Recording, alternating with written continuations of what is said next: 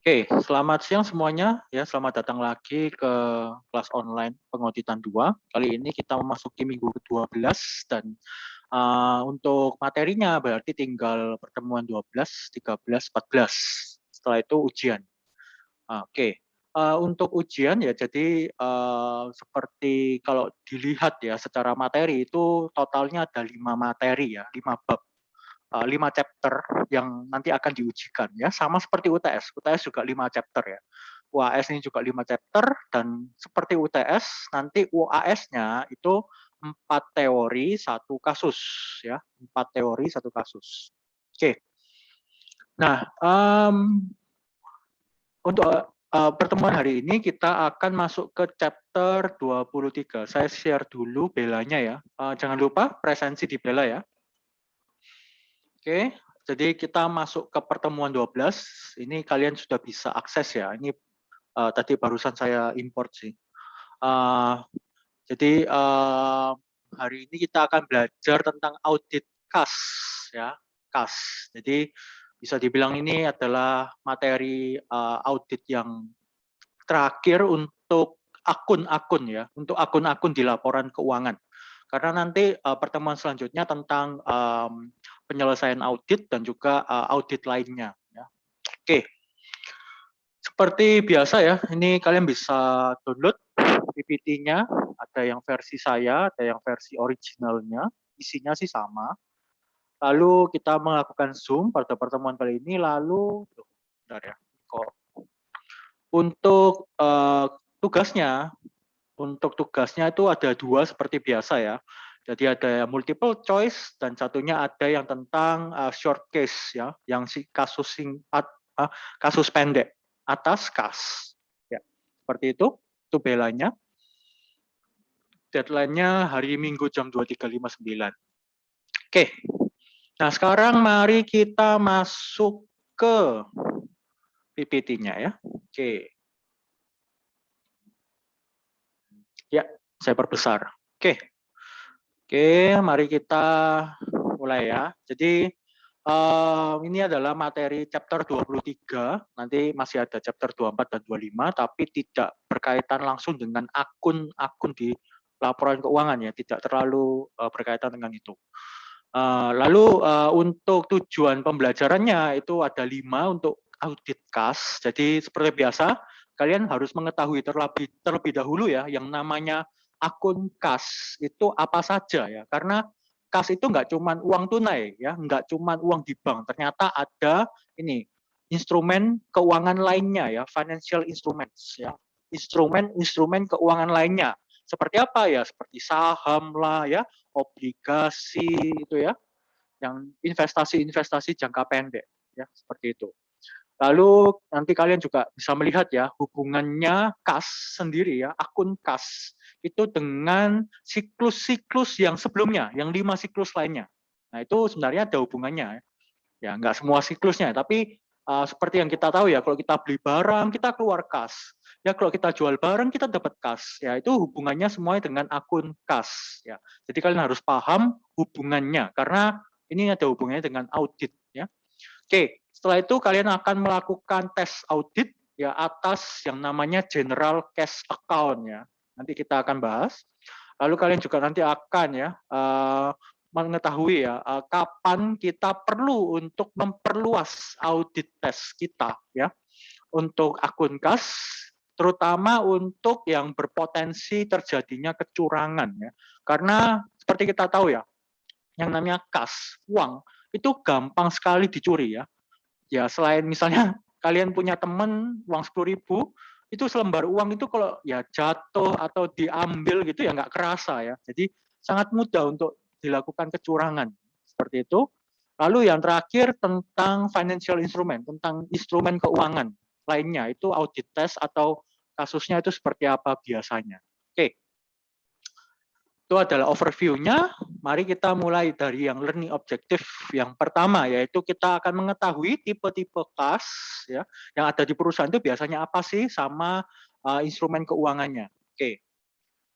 Jadi perlu kalian ketahui bahwa di setiap perusahaan itu mereka itu punya satu akun kas yang bersifat umum ya. Kenapa bersifat umum? Karena bisa dibilang akun itu adalah akun yang apa ya, selalu dilalui oleh transaksi-transaksi ya. Jadi seperti kalian bisa lihat di gambar ini ya. Di gambar ini itu ada banyak akun. Nah, akun-akun ini semua itu selalu apa ya, masuk itu melalui general cache. Jadi ada kas umum ya. Setiap perusahaan tidak mesti ya namanya general cache. Mereka bisa memberikan nama-nama sendiri, tapi biasanya mereka itu punya sebuah akun yang fungsinya seperti general cache. Oke, kalau kita lihat ya general cache account di sini ya, hampir setiap organisasi ya itu punya ya akun-akun ya, mempunyai akun yang di mana akun ini merupakan ya jalur penerimaan kas sama jalur pengeluaran kas. Nah, jadi bisa dilihat di sini ya. Ini masuk ya di debit, keluar ya ke tempat lain.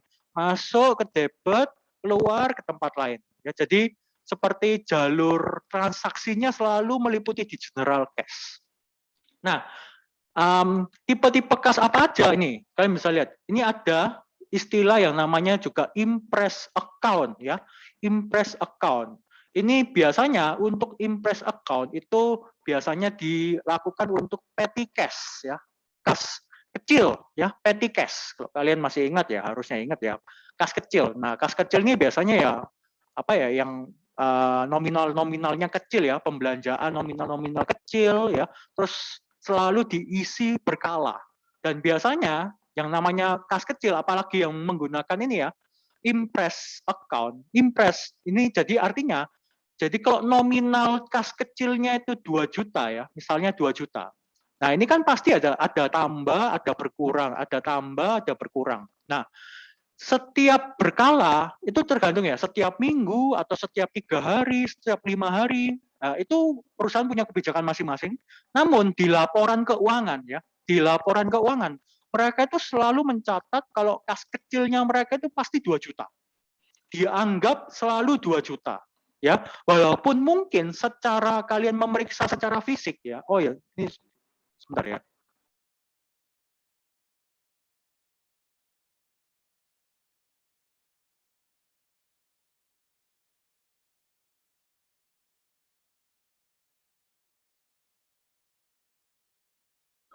Ya, sorry. Ya, jadi kembali ke impress account. Jadi impress account ini artinya nominalnya itu akan tetap sama. Saldonya ya, saldo nominalnya itu akan sama terus di laporan keuangan. Kalau mereka menetapkan 2 juta, akan selalu tercetak setiap bulan itu 2 juta, 2 juta. Walaupun ya, secara pemeriksaan fisik, ketika kalian periksa secara fisik, mungkin nominalnya 1,8, mungkin nominalnya 2,1 ya. Namun, nah di laporannya tetap tertulis 2 juta. Apakah itu boleh? Boleh ya. Jadi kalian bisa ngecek secara fisik itu 1,8. Biasanya mereka itu punya semacam apa ya? Bond ya, bond akun. Bond apa ya? Istilahnya seperti cash bond atau macam-macam ya istilahnya. Jadi ada pengeluaran yang masih berupa bond ya. Nantinya misalnya ini 200.000 ya bondnya. Nah nantinya pihak apa? Pihak pusat ya headquarter ya kita bilang headquarter itu nanti akan mengisi akun petty cash ini menjadi 2 juta lagi. Jadi headquarter atau pusat ini akan memberikan 200.000 lagi ke kasir, biasanya yang pegang kasir ya, supaya nanti akun kas kecilnya ini menjadi 2 juta lagi ya. Jadi seperti itu. Jadi walaupun secara fisik dia 1,8 tapi secara laporan keuangan tetap 2 juta. Karena itu namanya impress account ya. Jadi dia akan tetap nominalnya. Oke, di sini ya dikatakan many companies establish a separate account ya for payroll. Ya, ini kayak mereka punya akun sendiri lah ceritanya seperti itu untuk kayak seperti penggajian ya. Untuk penggajian biasanya perusahaan itu pasti bikin akun bank sendiri khusus untuk transaksi penggajian. Ya. Dan biasanya ya nominal yang ada di akun bank untuk bayar gaji itu nominalnya sama. Nanti ketika mau bayar gaji baru di apa ya? Ceritanya disuntik ya. Terus nanti ya keluar untuk bayar gaji ya seperti itu. Tapi akun ini itu nominalnya akan sama terus ya seperti itu. Tetap maksudnya tetap akan dijaga supaya nominalnya di angka tersebut. Biasanya ya ini buat gaji lah ya, buat kas kecil ya kayak gitu. Jadi laporannya tetap 2 juta, walaupun secara fisik enggak gitu, tapi dia punya seperti catatan atau dokumen mutasinya ya, yang kalau ditambah dikurang itu nantinya tetap 2 juta, seperti itu. Oke, itu impress account. Lalu mereka juga kalau misalnya apa perusahaan konsolidasi, mereka pasti ada perusahaan anak ya. Nah, perusahaan anak itu pasti punya akun-akun cabang sendiri lah ya, bank cabang. Nah, jadi seperti ini ya. Nah, companies operating in multiple location often have separate bank accounts at its location. Jadi setiap perusahaan cabang itu ya pasti punya akun banknya sendiri untuk operasionalnya dia sendiri. Namun sekali lagi ya, akun operasionalnya mereka, akun banknya mereka masing-masing itu pasti pada suatu waktu tertentu akan ditransfer ke induknya, ya untuk keperluan nanti induknya ya macam-macam. Tapi mereka seperti ceritanya seperti store ya, store duit ya, store duit ke pemilik lah itu ceritanya. Nah, mereka juga ada akun-akun cabang lainnya, akun-akun bank cabang lainnya. Oh ya ini yang tadi Impress Petty Cash ya, yang saya bilang ya. Yang ini Impress Account sama ya, sama-sama Impress itu artinya saldonya itu dijaga ya, nominalnya dijaga. Kalau 2 juta, ya kalau Petty Cash-nya 2 juta ya akan dijaga 2 juta terus ya. Ya, payroll juga sama ya. Nanti dijaga, misalnya saldonya 100 juta, ya dijaga 100 juta terus. Tapi kalau payroll sih, kalau untuk gaji sih, kan pergerakannya sedikit ya. Pergerakannya hanya pada saat masa pembayaran saja. Jadi transaksinya nggak banyak. Tapi kan kalau petty cash ini kan, kas kecil ini kan bisa banyak ya. Beli bolpen lah ya, beli kertas lah ya, isi tinta printer lah, yang kecil-kecil. Nah, itu kan transaksinya banyak. Ya. Tapi mereka tetap akan menjaga kalau nilainya akan tetap 2 juta. Nih. But a preset amount of cash kept on hand for incidental expense ya, yang incidental kayak oh bolpen habis beli bolpen ya kayak gitu, tinta habis beli tinta, yang kecil-kecil tapi ya. Oke, lalu ada juga yang namanya financial instrument ya. Jadi ini adalah biasanya investasi jangka pendek. Kalau kita ngomong investasi jangka pendek, berarti mereka masuk di aset lancar ya, aset lancar. Ya, walaupun memang ada tipe investasi yang jangka panjang. Oke, investment in marketable securities ya, derivatif instrumen ya, seperti forex gitu ya. Derivatif itu maksudnya berarti kayak berubah-berubah terus ya.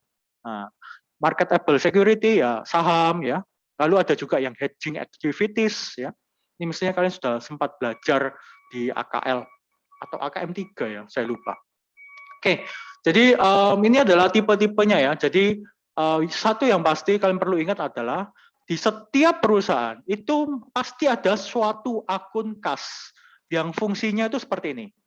Untuk semua transaksi masuk keluarnya ya, selalu lewat ke general cash. Tapi mungkin namanya bukan general cash. Ya, terserah mereka mau kasih nama apa. Tapi fungsinya adalah seperti general cash. Lalu tentu saja ada ya akun-akun lain ya seperti akun bank dari perusahaan cabang atau mungkin cash equivalent yang lain ya.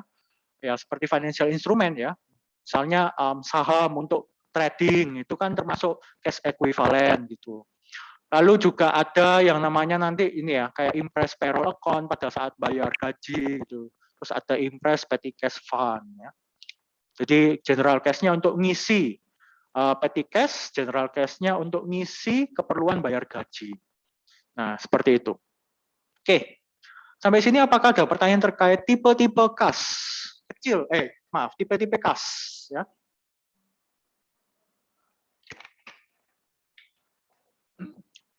Oh ya, saya juga mau mengingatkan ya. Mulai sekarang kalian coba tolong bedakan ya yang namanya akun kas ya sama akun bank ya itu beda ya. Walaupun kalian mungkin selama ini kalau belajar menjurnal, ya kalian biasanya ya, oh dapat kas pada apa penjualan, ya. Misalnya ini jual tunai ya, nah, atau mungkin apa piutang pada penjualan ya. Terus nanti ketika dilunasi, kalian tulis kas pada piutang. Nah, tolong mulai dari sekarang ya, sebelum kalian lulus nanti ya. Kalian tuh ingat, kas sama bank itu memang sama-sama kas, tapi akunnya beda. Kas di sini biasanya kas tunai, ya, bentuknya tunai. Bank ya berarti ya akun bank ya, yang ada saldo nominalnya. Jadi biasanya perusahaan bagaimana? Ya biasanya perusahaan rata-rata pakai akun bank. Karena transaksinya ya biasanya nominalnya nggak kecil-kecil ya, jutaan ke atas sudah. Nah kalau jutaan ke atas kan biasanya nggak bayarnya pakai uang tunai ya. Ya beda kalau kalian beli gorengan di luar kan ya cuma 10.000, 5.000. Nah kalau bank kan sudah jutaan. Jadi biasanya ya bank pada penjualan gitu. Atau mungkin pada saat pelunasan hutang, piutang ya bank pada piutang. Makanya itu kalian kenal yang nama istilah dokumennya itu rekening koran ya. Nah, rekening koran itu kan pakai akun bank, bukan pakai akun kas. Nah, ini yang ingin saya tekankan juga ya. Tolong mulai sekarang bisa membedakan kas sama bank itu dua akun yang berbeda. Ya, fungsinya sih sama-sama duit ya. Tapi ini adalah dua akun yang berbeda. Seperti itu ya. Oke, kalau tidak ada mari kita lanjut.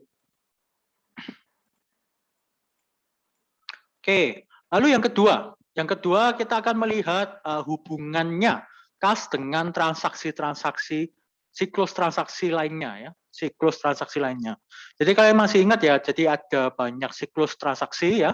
Ada yang ini, yang pertama kali kalian belajar ya tentang penjualan dan penagihan, sales and collection ya. Setelah itu kalian juga belajar yang namanya acquisition and payment ya. Jadi kalau kalian beli persediaan ya akuisisi barang persediaan, lalu bayar utang pakai payment ya, terus bayar gaji. Nah, terus ini capital acquisition yang kemarin kita belajar pertemuan ke-9 atau 8 itu ya. 8 ya. Nah, itu tentang apa? Yang tentang apa? Pembagian dividen ya, tuh dapat duit gitu ya. Terus pembayaran hutang modal usaha gitu ya. Ada juga. Nah, kalian bisa lihat di sini semua transaksi, siklus transaksi ini selalu berhubungan dengan yang namanya duit atau kas. Ya semuanya itu pasti apa ya? Ceritanya lewat ke akun kas ya. Oke. Makanya kalau kalian ingat, kalau kalian tahu ya, laporan keuangan terdiri dari 5 laporan ya. Salah satunya adalah laporan arus kas. Kenapa penting arus kas ya? Kalian bisa lihat ini. Semua siklus transaksi itu larinya ke kas. Jadi ada baiknya ya, ini untuk keperluan investor. Investor itu perlu lihat seberapa baik sih arus kasmu. Makanya itu laporan arus kas jadi salah satu inti dari laporan keuangan. Ya, ya semuanya lari ke kas, ya semuanya. Jualan barang ya dapat duit ya, dapat duit bertambah ya, bayar dividen keluar duit ya, seperti itu. Dapat modal usaha dapat duit ya, terbitin modal usaha dapat duit ya. Ini juga apa? Kalau misalnya ada yang beli saham lebih besar ya dapat duit ya. Terus ini acquisition ya, kalian keluar uang untuk beli inventory, kalian keluar uang untuk bayar gaji ya, bayar pajak dan lain-lain ya, seperti itu. Jadi hubungannya adalah hampir semua siklus ya kalau kalian lihat di sini ya, kecuali siklus persediaan ya, kalian nggak lihat ya di sini ada siklus persediaan dan pergudangan. Jadi 4 siklus lainnya ini selalu lewat ke sini. Kenapa tidak ada siklus persediaan? Karena kalau kalian kemarin masih ingat belajar, siklus persediaan itu selalu dimulai dari sini. Akuisisi bahan mentah. Nah, itu kan masuk ke siklus acquisition and payment, bukan siklus inventory. Makanya kalian di sini tidak melihat adanya siklus persediaan. Ya, karena ya awalnya itu dimulai dari sini ya, siklus akuisisi, akhirnya berakhir di siklus penjualan. Nah, seperti itu. Ya, jadi di sini nggak ada siklus inventory ya, itu ya. Oke. Jadi kalian bisa lihat semua transaksi pasti berhubungan sama kas. Makanya kenapa akun kas ini itu menjadi chapter yang terakhir. Oke. Nah, sekarang kalian perlu memperhatikan apa? Nah, ini. Kalian tuh perlu dapat membedakan ya, membedakan terlebih dahulu. Yang di akun kas itu audit yang perlu diperhatikan sebagai auditor itu apa? Nih, kalian perlu memperhatikan bahwa setiap perusahaan itu selalu punya rekonsiliasi atas kas. Ya. Rekonsiliasi. Rekonsiliasi ini artinya apa? Ini proses verifikasi ya antara satu dokumen dengan dokumen lain. Ya, itu ada proses rekonsiliasi. Kalian membandingkan dokumen A ya, kalian membandingkan. Jadi kalian membandingkan ada dokumen A, lalu ada dokumen B. Nah, kalian membandingkan apakah A dan B ini cocok. Nah, tuh. Jadi di sini ada yang namanya proses rekonsiliasi. Nah, kalian harus bisa ya sebagai auditor kalian harus minta ini. Daftar rekonsiliasinya minta dong. Nah, mereka itu biasanya pasti punya ya. Karena ini adalah salah satu kontrol ya. Sekali lagi, rekonsiliasi, dokumen rekonsiliasi yang dibuat oleh klien ini adalah merupakan salah satu pengendalian ya. Kalau mereka nggak punya rekonsiliasi, ya itu bisa dibilang pengendaliannya mereka jelek. Pasti nanti ada yang salah, miss sesuatu. Kalau mereka tidak melakukan rekonsiliasi, ya. Oke. Jadi untuk sebagai auditor ya, kalian harus bisa membedakan yang namanya rekonsiliasi klien atas saldo kas, ya, sama ini verifikasi terkait kas yang tercatat ya di general ledger ya. Sekali lagi ya, rekonsiliasi kas dengan kas yang tercatat di general ledger. Seperti yang saya bilang ya, general ledger itu kumpulan semua jurnal umum ya, buku besar ya, buku besar. Kumpulan semua jurnal umum, semua itu tercatat di general ledger namanya. Kita biasanya auditor sebutnya GL ya, general ledger, GL. GL-nya mana? Sudah dapat enggak? Nah, penting ya. Setiap kalian ke klien, kalian harus minta ini, dokumen wajibnya ya. Bukan dokumen ya, catatan soft file ya. Namanya general ledger. Oke? Nah, general ledger ini pasti mencatat ini ya, semua transaksi yang berhubungan dengan kas. Ya semua, enggak cuma kas ya, tapi semua akun. Nah, kalian harus bisa membedakan kalau kalian perlu untuk melakukan verifikasi terkait client reconciliation ya, dan juga verifikasi terkait dengan ya transaksi kas yang tercatat di general ledger. Itu dua hal yang perlu di match-kan ya, di ya ini ya seperti ini. Anggap aja A ini adalah hasil ya client reconciliation-nya ya. Terus ini yang B ini yang di GL. Kalian harus menyamakan dua dokumen ini ya, seperti itu. Oke.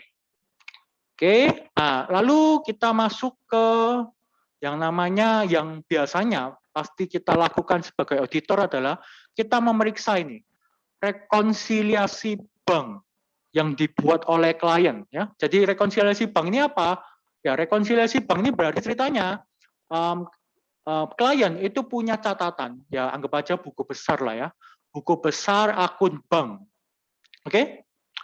Mereka akan membandingkan ya buku besar bank mereka dengan yang namanya rekening koran ya, rekening koran dari bank ya.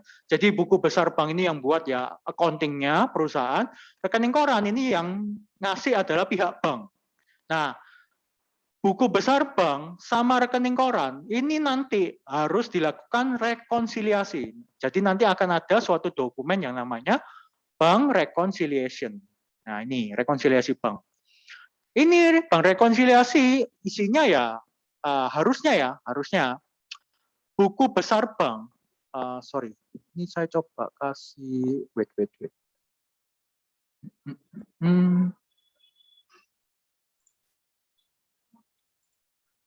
Oke, bentar ya. Di sini aja. Oke, jadi sekali lagi ya, buku besar bank, oke. Ini yang buat adalah pihak perusahaan, ya PT. Lalu ada yang namanya rekening koran, ya. Rekening koran bank, misalnya bank A ini ya. Ini adalah rekening koran bank A. Nah, rekening koran ini yang membuat adalah pihak bank. Nah, logikanya ya, saldo bank A di buku besar, saldo ya, ini duit, dan saldo di rekening koran bank A itu harusnya sama, harusnya sama. Nah, tapi kebanyakan ketika mereka saling mencocokkan atau ketika menerima rekening koran ya, duit yang ada di rekening koran sama duit yang tercatat di buku besar itu nggak sama. Nggak sama. Makanya mereka, pihak perusahaan, setiap bulan, harusnya setiap bulan ya, mereka tuh melakukan yang namanya rekonsiliasi bank. Ya, rekonsiliasi bank. Hal ini untuk mencocokkan ya, saldo, sebentar, ini saya tulis ya, rekon. Oke. Nah, harusnya itu mereka tuh mencocokkan. Yang transaksi yang tidak ada di rekening koran itu apa aja, transaksi yang tidak ada di buku besar itu apa aja. Mereka akan membandingkan. Ya, jadi kalau misalnya ini adalah buku besar, ya ini sisi buku besar, ini sisi rekening koran, ya. Nah, mereka akan melihat ya, kira-kira saldo saya misalnya di sini 100, ya. Terus saldonya di sini ternyata 200. Nah, transaksi apa yang tidak ada di buku besar, tapi ada di rekening koran itu dicatat. Supaya apa? Nanti plus minusnya dicatat di sini ya. Plus minusnya di sini. Ini artinya apa? Ini yang saya garis-garis di bagian buku besar itu artinya transaksi yang tidak tercatat di buku besar, tapi tercatat di rekening koran. Ini mestinya kalian sudah pernah belajar ya. Saya akan sedikit ya kita lihat flashback lagi ya. Kalau ini 2 kolom ya.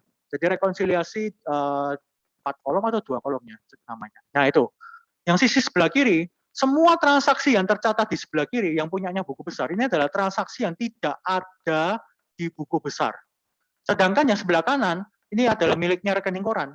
Semua transaksi yang tercatat di sini adalah plus minus. Ini adalah semua transaksi yang ada di buku besar, tapi tidak ditemukan di rekening koran.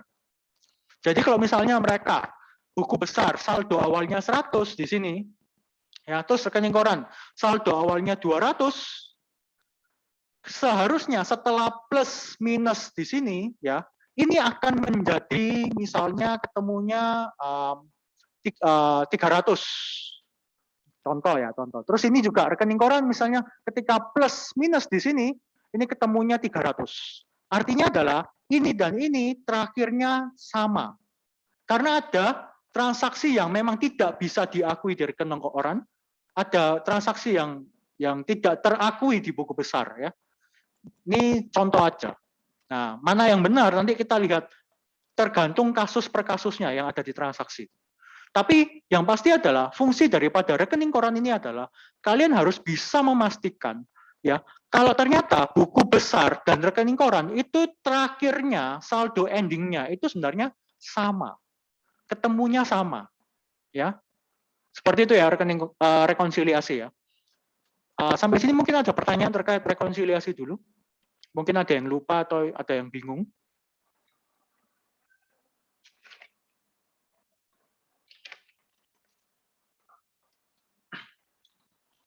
Terus kalau kalian masih ingat dulu belajar rekonsiliasi, kalian ada diajari ini, istilah ini, deposit in transit sama outstanding check. Kalau kalian masih ingat ya. Deposit in transit itu artinya adalah setoran ya dalam perjalanan, ya, setoran dalam perjalanan. Sedangkan outstanding check ini adalah cek ya yang masih beredar. Oke, kalau kalian masih ingat ya. Dan biasanya kejadian-kejadian yang ada di rekonsiliasi itu akibat deposit in transit dan juga outstanding check. Dan apakah ini harus disesuaikan? Nggak perlu ya, karena memang ini apa ya ceritanya, memang diakui ya, diakui. Oke, jadi setoran dalam perjalanan itu seperti apa? Contohnya begini ya. Oke, saya hapus dulu ini. Oke, Nah,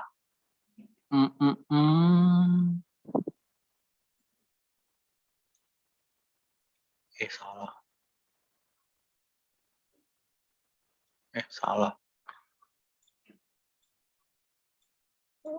Oke. Nah, ini buku besar, ini rekening koran. Oke. Nah, deposit in transit itu apa? Ini misalnya ya. Setoran dalam perjalanan. Sesuai namanya ya. Setoran dalam perjalanan. Berarti ada yang nyetor ke perusahaan, tapi masih dalam perjalanan. Ya. Jadi ceritanya biasanya ini adalah bentuk bukti pelunasan piutang. Ya.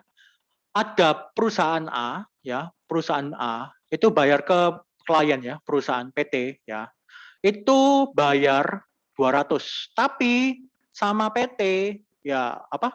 Ini masih dalam perjalanan ya, belum masuk ke apa ceritanya? Belum tercatat lah ceritanya seperti itu. Masih dalam perjalanan ya, belum masuk ke rekeningnya perusahaan. Ya, sedangkan kalau outstanding check itu kebalikannya. Yang PT itu membayar ke supplier tapi masih dalam ya masih beredar ya. Masih beredar ya. Jadi satunya dapat duit masuk, satunya keluar duit. Dan ini nggak masalah. Masih ingat ya, deposit in transit dan juga outstanding check, setoran dalam perjalanan dan juga cek yang masih beredar. Oke. Sampai sini apakah ada pertanyaan terkait rekonsiliasi? Karena auditor itu pasti ngecek rekonsiliasi yang dibuat sama klien. Pasti ngecek. Ya, cara ngeceknya gimana? Ya gampang. Auditornya lihat buku besar juga dan auditornya lihat rekening koran. Apakah rekonsiliasi yang dibuat sama perusahaan itu sudah sesuai dengan buku besar yang tercatat, sudah sesuai dengan rekening koran yang ya tercetak.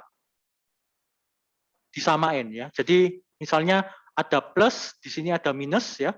Di sini juga ada plus minus, hasil akhirnya itu harusnya sama. Kalau hasil akhirnya sama, ya sudah berarti baik-baik saja ya. Walaupun saldo akhirnya di sini terakhirnya 100, di sini 200.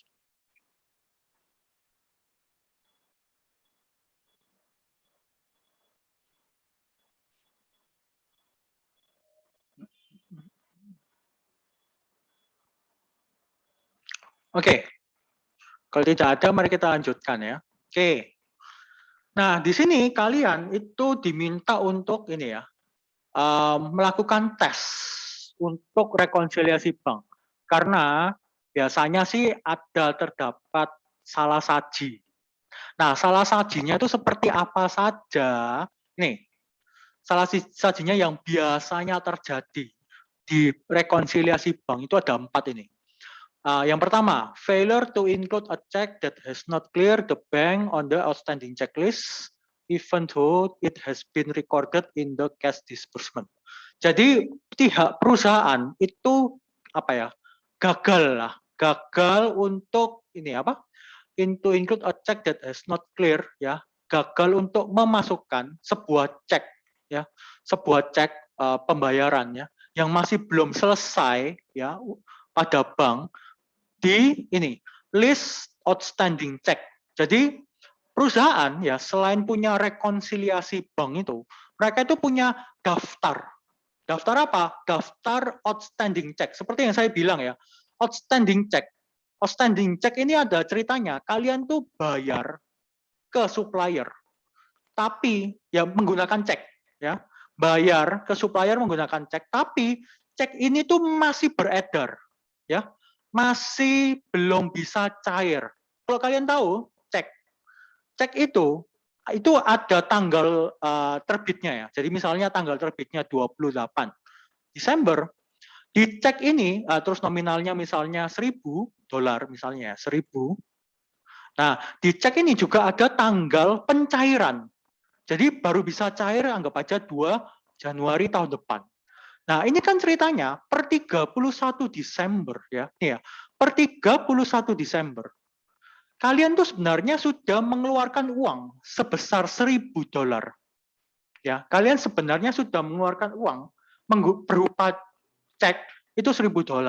Tapi $1.000 ini masih beredar, masih outstanding. Kenapa? Karena cek ini baru bisa selesai, ya clear, sudah bisa selesai itu pada saat tahun depannya, ya 2 Januari, ya 2 Januari. Jadi secara saldo, ya secara saldo kasnya perusahaan itu berkurang, ya saldo kasnya perusahaan itu berkurang. Tapi di rekening koran bank itu tidak ada pengeluaran sebesar $1.000. Itu nggak ada. Karena apa? Karena ceknya itu memang baru bisa cair bulan depannya. Sedangkan perusahaan mencatat dia sudah keluar duit sebesar $1.000 berupa cek. Nah, cuman belum bisa cair. Nah, ini yang maksudnya outstanding check, ya. Ceknya masih beredar. Saya sudah bayar, tapi ceknya masih beredar, belum ceritanya di-clearingkan, ya, dicairkan, belum dicairkan. Kenapa belum dicairkan?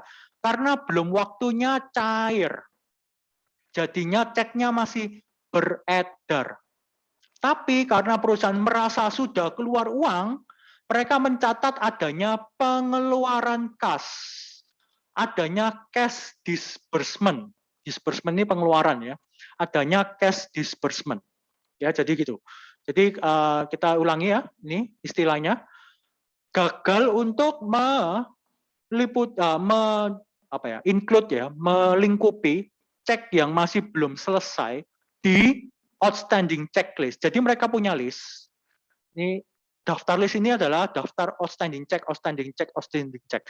Ternyata ada sebuah outstanding check itu yang nggak ada di outstanding checklist. Nah, ini merupakan suatu temuan, ya. Karena harusnya outstanding check ini itu masuk di outstanding checklistnya mereka supaya pada saat melakukan rekonsiliasi bank itu jumlah yang ada di outstanding check ini akan sama dengan selisih di rekonsiliasi bank tersebut. Bisa dipahami? Ya, jadi sekali lagi, ya, mereka itu punya yang namanya outstanding checklist, ya, daftar cek yang masih beredar.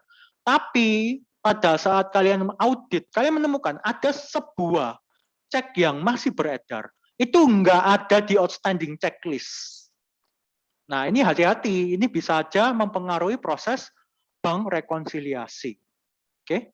Nah, ini ceknya tidak ada di outstanding checklist, walaupun secara pencatatan itu sudah dicatat di pengeluaran kasnya mereka.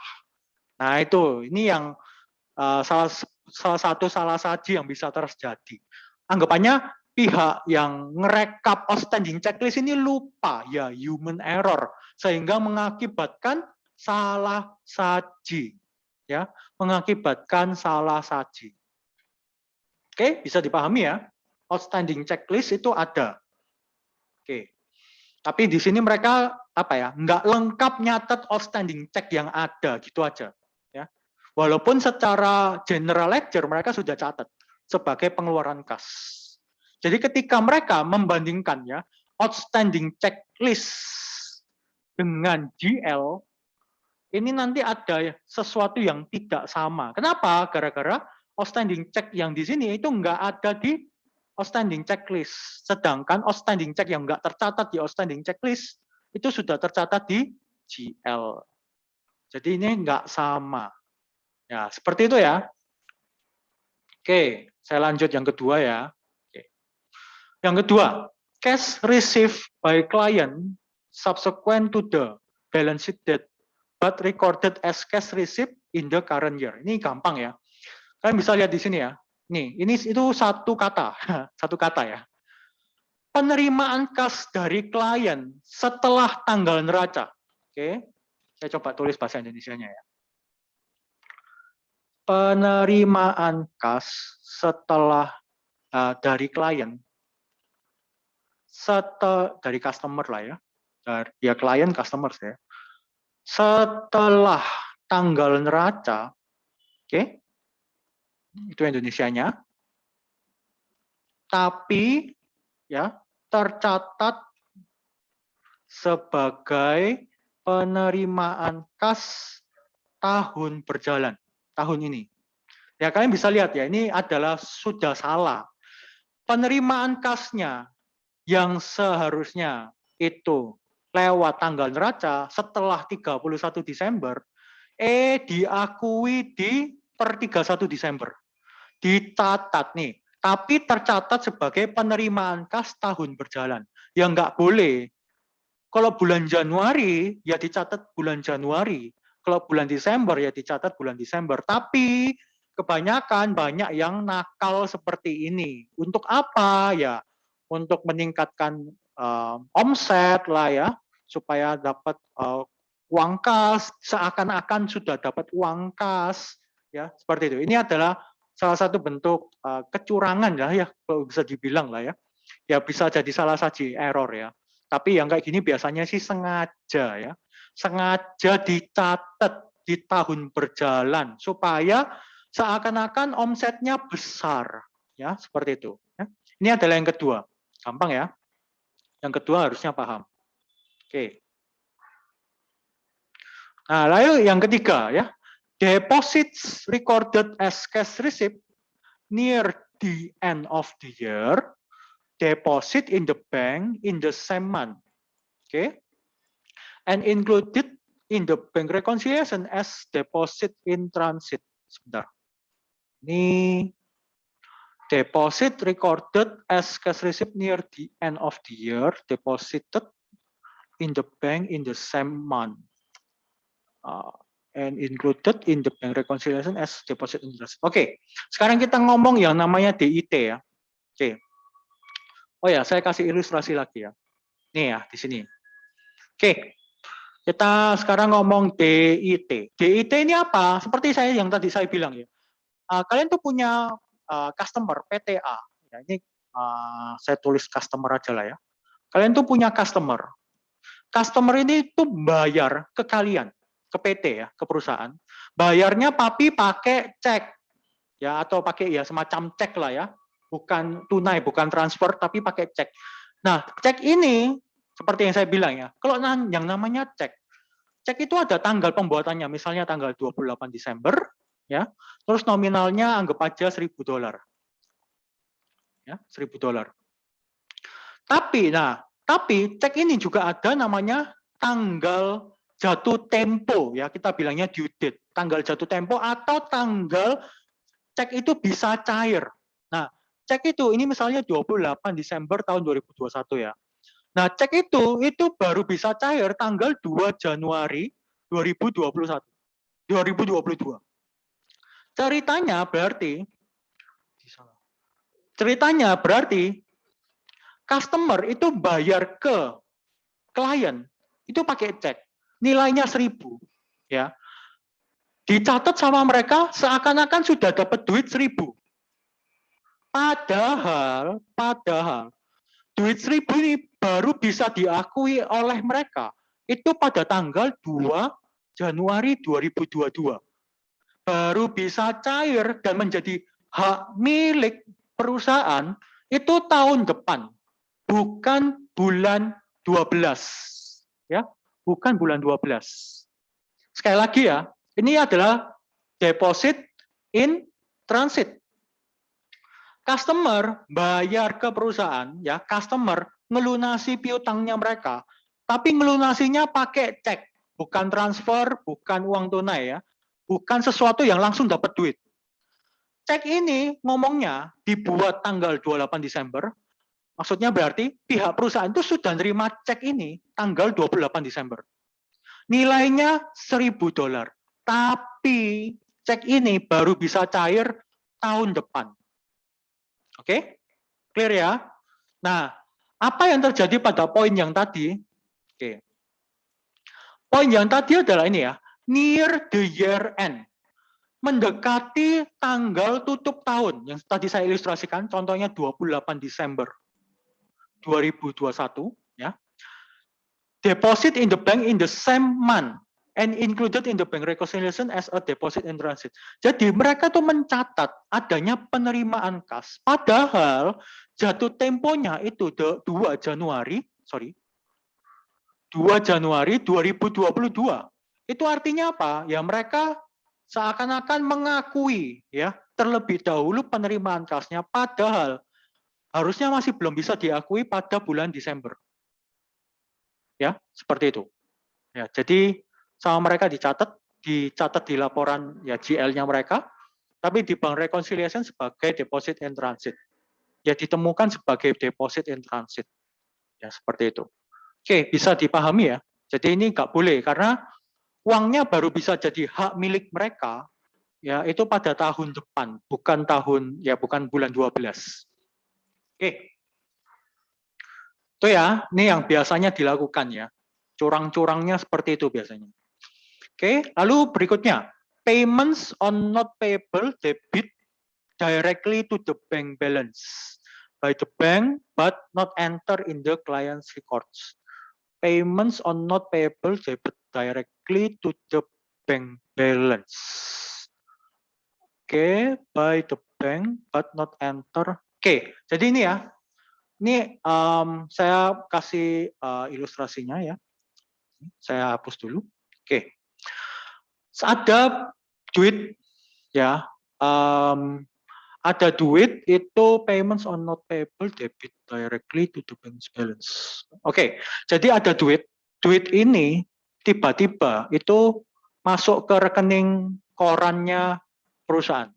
Jadi perusahaan itu punya bank A. Ya, perusahaan itu punya bank A. Ya tentu saja nanti kalian akan menerima rekening koran. Ternyata di rekening koran ini tiba-tiba itu ada sebuah transaksi duit masuk. Misalnya $100. Tapi ini adalah buku besar bank A. Jadi ini adalah pihak perusahaan. Buku besar bank A. Tapi transaksi $100 ini tidak ditemukan dimanapun. Misalnya tanggalnya 30 Desember. Nah, pihak bank itu tidak punya transaksi di tanggal 30 Desember yang nilainya $100.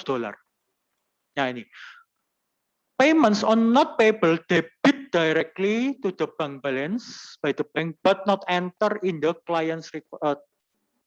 Ya, debit directly itu berarti uang keluar. Oh, uang keluar. Sorry. Oke. Oh ya, saya mau kasih tahu juga ya logika rekening koran ya. Sama logika buku tabungan kalian ya. Kita ngomong buku tabungan kalian ya, sama aja ya. Rekening koran sama buku tabungan itu sama. Kalau kalian lihat ya, di buku tabungan kalian, kalau ketika kalian print buku tabungan kalian, itu ada yang namanya tanggal, ya, ada yang namanya deskripsi, ya, terus ada yang namanya debit description, ada yang namanya debit, ada yang namanya kredit, ada yang namanya saldo. Ya, kalau kalian lihat buku tabungan kalian seperti ini. Kalau misalnya saldonya 100, kalau kalian sadar, ya, ketika ada angka di bagian debit, itu artinya saldo kalian itu berkurang. Ketika ada angka di bagian kredit, anggap aja 20 ya, berarti saldo kalian itu bertambah. Jadi kayak kebalikannya. Kenapa? Karena debit yang di sini, rekening koran ini adalah pencatatan di bagiannya bank, ya. Yang punya rekening koran itu bank, yang punya buku tabungan kalian itu bank, ya. Nah, bank itu akan mencatat kalau misalnya ada duit masuk ke dianya, bukan ke kalian ya, sebagai nasabah, bukan, ke dianya, itu akan dicatat sebagai debit. Tapi di sisi kalian sebagai nasabah, debit ini adalah sifatnya mengurangi 90 jadinya. Nah, ini sama. Payments berarti pembayaran on not payable, jadi menggunakan cek ya. Debit directly to the bank balance. Jadi maksudnya adalah, saya coba tulis di sini ya. Ya, jadi ini tolong dipahami ya. Kalau kalian punya buku tabungan, kalian bisa lihat ada tanggal, description, debit, kredit, saldo. Ketika ada muncul angka di debit, misalnya bank, administrasi bank dan lain-lain ya, kalian melihat saldo kalian itu berkurang. Ketika ada transaksi di kredit, kalian itu melihat saldo kalian itu bertambah. Debit directly itu artinya berarti to the bank balance by the bank, berarti di rekening korannya itu ada debit, ada kredit. Itu tiba-tiba ada angka di debit, terdebit. Ini artinya ada sebuah pembayaran, payment. Ya, payment. Debit directly, tiba-tiba ada angka di sini by the bank. But ya, tapi tidak ada di buku besar klien. Jadi ini buku besar, tapi transaksi pembayaran ini itu enggak tercatat di sini. Nah, ini hati-hati.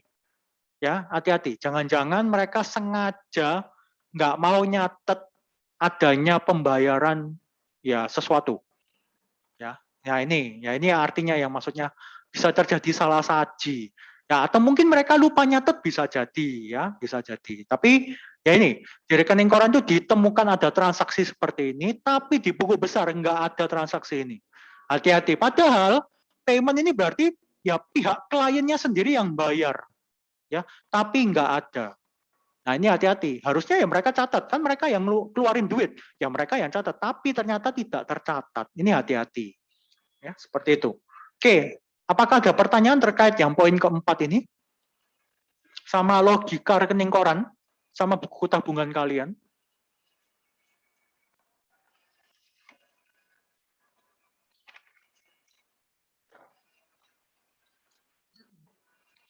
Tidak ada? Oke, saya lanjutkan ya. Oke, oke. Jadi tadi ini tentang tes rekonsiliasi bank. Nah, ada juga yang namanya tes dari rekonsiliasi kas itu sendiri ya. Reconciliation cash most likely will not detect ya. Biasanya itu susah ya atau susah untuk mendeteksi salah saji ini ya. Sekali lagi, kalau yang ini adalah rekonsiliasi yang biasanya ditemukan ya. Salah sajinya itu apa? Kalau yang ini itu kita itu biasanya rekonsiliasi tersebut itu biasanya bisa tidak mendeteksi ya, tidak mendeteksi salah saji seperti ini. Banyak ya, banyak. Jadi misalnya ini yang pertama, failure, gagal to bill a customer ya, gagal untuk menagih customer ya, failure to bill a customer. Jadi ada apa ya? Ya kalian menagih ya customer, terus customernya bayar. Nah itu pembayaran dari pihak customer itu bisa apa ya? Tidak diketahui apakah customer tersebut sudah bayar atau enggak. Jadi kalau kalian lihat di rekening koran ya, di rekening koran sekali lagi ya, ini buku besar, ya ini rekening koran ya. Oke. Biasanya ya semua ya apa penerimaan pelunasan piutang ya kalian catat ya di buku besar. Nah terkadang itu ada ya ada pelunasan piutang atau bisa dibilang penerimaan uang tiba-tiba di sini tuh ada duit. Tapi di buku besar itu nggak tercatat. Nah, tapi kita tahu rasanya ini pelunasan customer, tapi kalian nggak tahu ini customer yang mana. Karena kalau kalian lihat rekening bank atau buku tabungan kalian sendiri lah ya, deskripsi ya keterangan yang ada di rekening koran itu tidak apa ya, tidak komplit, tidak menyebutkan oh ini adalah pelunasan dari customer A karena invoice ini nggak ada. Mereka mempunyai kode sendiri atas deskripsinya dan ini gagal tercatat di buku besarnya mereka. Failure to bill a customer. Oke. Lalu yang berikutnya, embezzlement. Penggelapan lah ya, adanya penggelapan kas ya. By intercepting cash receipt from customer before they are recorded with the account charge of as a bad debt. Nah, jadi gini, ini yang biasanya dilakukan sama kasir-kasir nakal ya. Ini ada kasir ya, ini ada kasir, ini ada customer. Oke. Customer yang bayar ke kasir duit. Tapi duit ini itu enggak dicatat di buku besar ya. Jadi buku besar itu enggak dicatat. Tapi duit ini masuk ke kantongnya kasir. Nah, kayak gitu ya. Biasanya yang kayak gini-gini itu pelunasan tunai biasanya ya. Soalnya kalau cek kan akan terdeteksi langsung di rekening koran. Jadi ya bego kalau mereka mau curi uang lewat cek. Tapi biasanya kalau uang tunai, nah itu kan susah dilacak ya. Tidak bisa ada di rekening koran ya karena duit tunai langsung. Nah, duit tunai ini masuk ke kantongnya kasir. Nih, intercepting the cash receipt ya. Jadi di intercept lah. Penerimaan duitnya nggak masuk ke perusahaan tapi malah masuk ke kantongnya kasir. Ya. Terus ketika saldo piutangnya customer ini jatuh tempo dan tidak terlunas-lunasi, nah ini malah bisa diakui sebagai bad debt atau piutang tak tertagih. Nah ini ya, and charge of as a bad debt nih. Ini biasanya yang nakal-nakal ini kalau misalnya kalian menemukan ada piutang yang jatuh tempo lebih dari setahun gitu ya, ternyata bisa jadi jatuh tempo selama setahun itu sebenarnya sudah dibayar, tapi masuk ke kantongnya kasir. Nah, otomatis saldonya ngendon terus ya, saldonya ada di buku besar terus akhirnya jadi bad debt. Nah, ini hati-hati. Ini yang biasanya sering dilakukan di Indonesia ya, kasir-kasir nakal. Ya. Oke, apalagi khususnya sama perusahaan-perusahaan atau toko-toko ya, toko-toko yang tidak mempunyai dokumentasi dengan baik. Itu biasa dimanfaatkan seperti ini. Oke, lanjut. Duplicate payment of a vendor's invoice. Jelas ya, nggak boleh lah kalian buat duplikat ya. Ini pasti nggak boleh. Oke, tapi ini susah terdeteksi ya lewat rekonsiliasi karena rekonsiliasinya akan cuman mendeteksi satu kali pembayaran. Tapi pada kenyataannya ternyata diduplikat ya. Nah, itu hati-hati. Improper payments to officer personal expenditure. Nah, ini adanya pengeluaran ya untuk keperluan ya stafnya masing-masing. Bukan buat keperluan perusahaan tapi buat kepentingan pribadi. Ini juga tidak bisa terlacak lewat rekonsiliasi cash karena ya tidak ada dokumennya, tiba-tiba ada uang kecil 100.000 keluar tapi nggak tahu itu ternyata buat apa. Ternyata 100.000-nya buat beli kosmetik lah atau beli buat apalah ya, kayak gitu. Payment of raw material that were not received ya, ini juga payment of raw material that were not received. Jadi kalian bayar buat bahan mentah, tapi bahan mentahnya belum sampai. Nah, biasanya kan kita kalau mau beli barang, biasanya kan kita bayar dulu, nih, tapi barangnya belum sampai.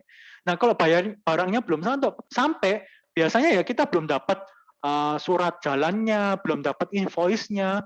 Nah, terus buktinya gimana dong? Nah, ini susah karena tidak terlacak ya. Jadinya tidak ada direkonsiliasi. Ya, karena tidak ada dasar untuk pencatatannya.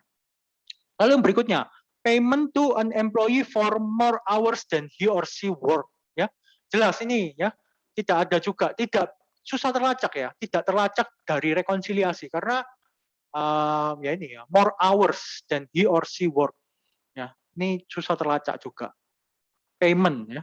Apakah kita tahu memang jamnya melebihi batas ya? Kita nggak tahu. Susah. Payment of interest to a related party for amount excess of the going rate. Ini juga kalau kalian ingat ya, semua transaksi dengan pihak berelasi itu sifatnya material karena gampang untuk terjadi kecurangan ya, kerjasama, kong kali kong lah. Nah, mungkin aja ada ya. Ini ceritanya kayak PTA ya. PTA itu punya relasi dengan PTB ya, pihak berelasi lah ini. Nah, PTA ini membayar interest, bunga ya, membayar bunga atas pinjamannya lah. Nah, tapi kita sendiri nggak tahu pinjaman ini bisa jadi ini rate-nya ya, persen bunganya itu bisa aja berubah-berubah. Nah, ini yang hati-hati ya, bisa aja dimain-mainkan sehingga payment-nya tidak seharusnya sekian ya, 100 dibayar 120 atau dibayar mungkin lebih rendah 80.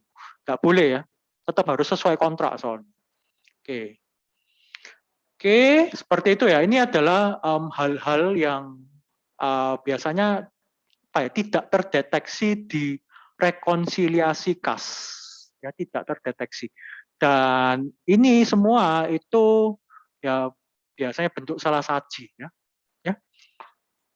Oke, sampai sini apakah ada pertanyaan terkait ini ya rekonsiliasi? Ya. Salah saji, ini salah saji di rekonsiliasi bank. Ini salah saji yang tidak terdeteksi dari rekonsiliasi.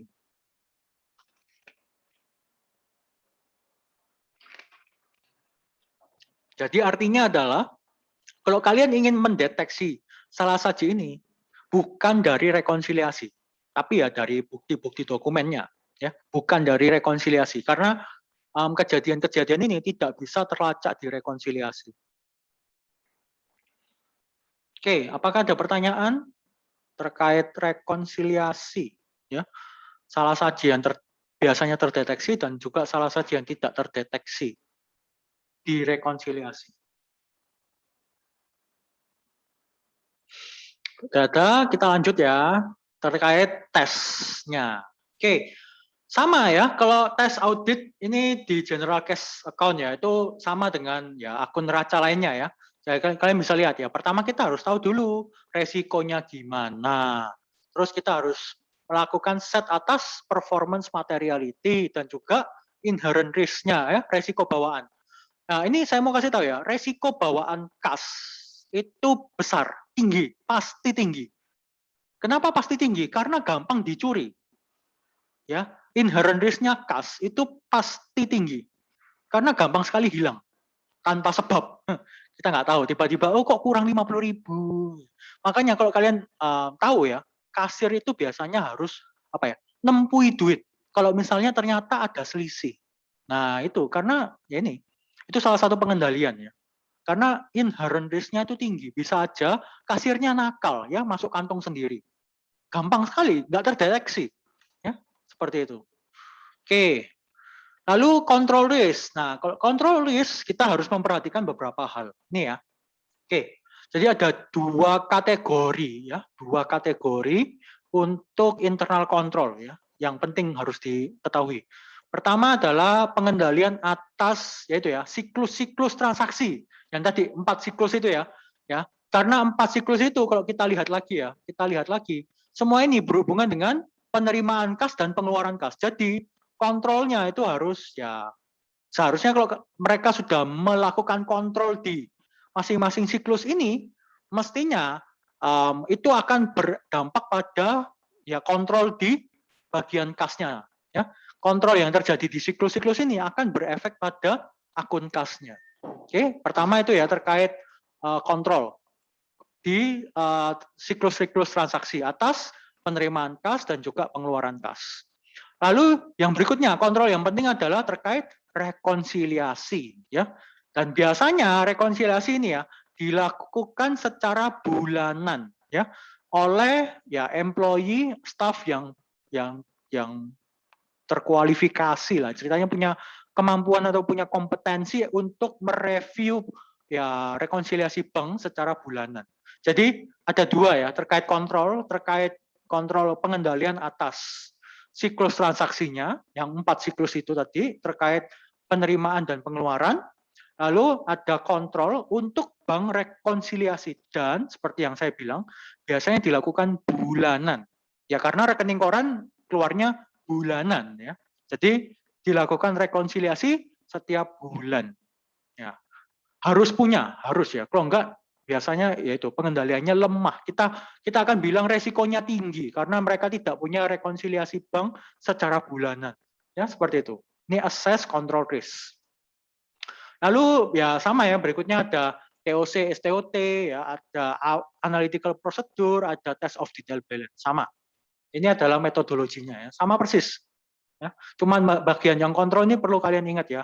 Kalau ada yang namanya bank rekonsiliasi, ini penting. Oke, lalu ini adalah contoh dari bank rekonsiliasinya ya. Ini sama nggak ya? Oke, sama nggak? Oh ya sama. Nah, kalian bisa lihat ini ya. Ini gambarnya. Ini adalah kertas kerjanya ya. Jadi kalau kalian lihat di sini ya, ini adalah identitas yang kerja, ini adalah rekonsiliasi bank yang dibuat sama Clausen Industri ya per 31 Maret 2016. Kalian bisa lihat di sini, kalau kalian mau lihat, itu cara bacanya adalah ini, dibagi di sini. Ya, dibagi di sini. Yang di sisi atas, ini adalah balance per bank. Ini ya. Ini adalah saldo dari rekening koran. Ini adalah saldo dari buku besar. Nah, kayak gitu ya. Terus auditor kerjanya gimana? Jadi sekali lagi ya, yang buat bank rekonsiliasi ini bukan auditor, tapi perusahaan. Tugasnya kalian yang ini, yang ada merah-merah ini adalah tugasnya auditor. Ini adalah tick marks ya, penanda. Kalian ngapain sih? Misalnya nih huruf X ini ya, yang huruf X ini. Kalian berarti artinya sudah menelusuri ya, trace dan sesuai dengan bank konfirmasi. Nah, jadi kalian sebagai auditor biasanya pasti mengirimkan konfirmasi bank. Nah, ketika konfirmasi banknya ini sudah kembali ya, konfirmasi banknya ini kembali, nah di sini sudah disebutkan saldonya berapa, harusnya cocok dengan rekening koran. Ya, harusnya sama-sama 109.713. Gitu. Ya. Nah, terus kalian lihat ada deposit in transit apa, ada outstanding check apa ya, terus ada rekonsiliasi lainnya apa, ada bank error gitu ya. Nah, ya ini ya. Terus ini tanda centang ini apa artinya ini? Tanda centang ini ya. Menelusuri deposit ya to the December pada bulan Desember 2016 dan cash receipt penerimaan kas pada Januari 2017 ya atas bank cut off statement. Jadi ada satu dokumen lagi nih. Dokumen ini disiapkan oleh bank ya, yang dibuat sama bank namanya bank ya, namanya bank cut off. Bank cut off statement ya, bank cut off statement. Ini dibuat sama bank dan ini biasanya lebih bersifat apa ya? Spesifik. Misalnya 7 hari sebelum dan 7 hari sesudah tanggal 31 Desember. Jadi bank itu memberikan laporan. Ini loh, semua daftar outstanding checkmu, semua daftar ya, deposit in transitmu pada 7 hari sebelum dan 7 hari sesudah. Ini adalah nama dokumennya bank cut off statement. Disiapkan sama bank, ya, bukan perusahaan. Ya, itu. Nih, ini dicentang. Oh, ini deposit transitnya ada di sini gitu ya. Ya, ini ya. Kalau yang apa X ini berarti sudah ditelusuri di penerimaan kas bulan Januari.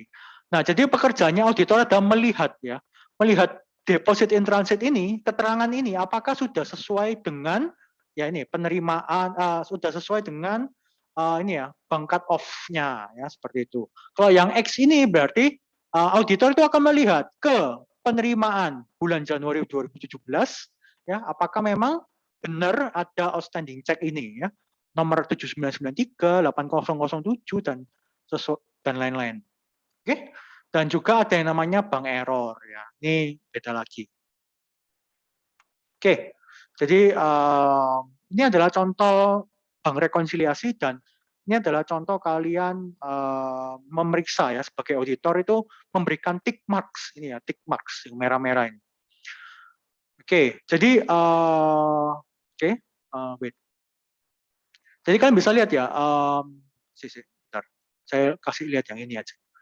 Oke, ini sama ya, ini sama kayak yang tadi ya. Ini cuma lebih ringkas saja, ini sama. Kalian bisa lihat di sini, ini saya kasih penanda merah. Ini artinya apa? Artinya yang di atas ini adalah saldo dari rekening koran ya. Yang di bawah ini adalah saldo dari buku besar ya, yang tercatat ya. Di sini dibilang kalau saldo bank ya, saldo per bank itu nilainya 109. Namun setelah proses deposit in transit, outstanding check, bank error, ternyata bank saldo bank yang terakhir adalah 28.000. Oke. Nah, sedangkan ya di perusahaan ternyata saldo per buku besar per books ya before adjustment mereka itu mencatatnya 32.000. Jadi sekali lagi di rekening koran itu menerbitkan saldonya itu 100.000. Di buku besar, saldonya itu 32.000. Terus setelah yang di atas, setelah proses deposit in transit, setelah proses outstanding check, bank error, ternyata saldo akhirnya setelah penyesuaian itu 28.000. Sedangkan per buku besar, mereka mencatatnya 32.000. Nah, kalian bisa lihat 28.000 sama 32.000 ya. Ini tuh nggak sama. Harusnya sama. Nah, terus ditelusuri lagi, kenapa kok nggak sama? Oh, ternyata perusahaan belum mencatat adanya bank service charge ya, biaya administrasi bank sebesar 216. Ya udah, berarti minus 216. Oh, ternyata ada NSF. NSF ini adalah cek kosong ya. Non sufficient fund. Cek kosong NSF. Non sufficient cash fund ya. Pendanaan yang tidak cukup atau kita biasanya sebutnya cek kosong. Nah, ternyata ada cek kosong nilainya 4.200 dicatat sama perusahaan. Padahal kalau yang namanya cek kosong, ini kalau kalian cairkan, ya nggak bisa dapat duit 4.200. Kenapa? Karena saldo perusahaan yang bayar itu nggak punya duit 4.200.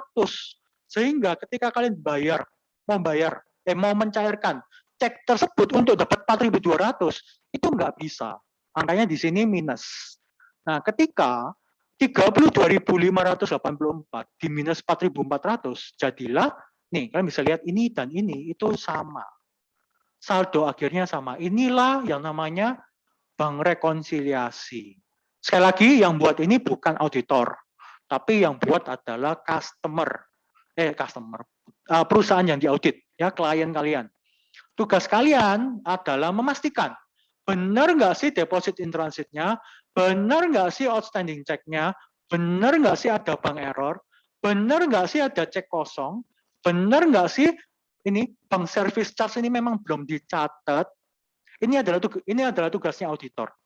Memastikan semua yang dibuat sama klien ini itu memang beneran gini ya. Oke, sampai sini apakah ada pertanyaan terkait rekonsiliasi bank? Oh, ini pas banget ya, SW.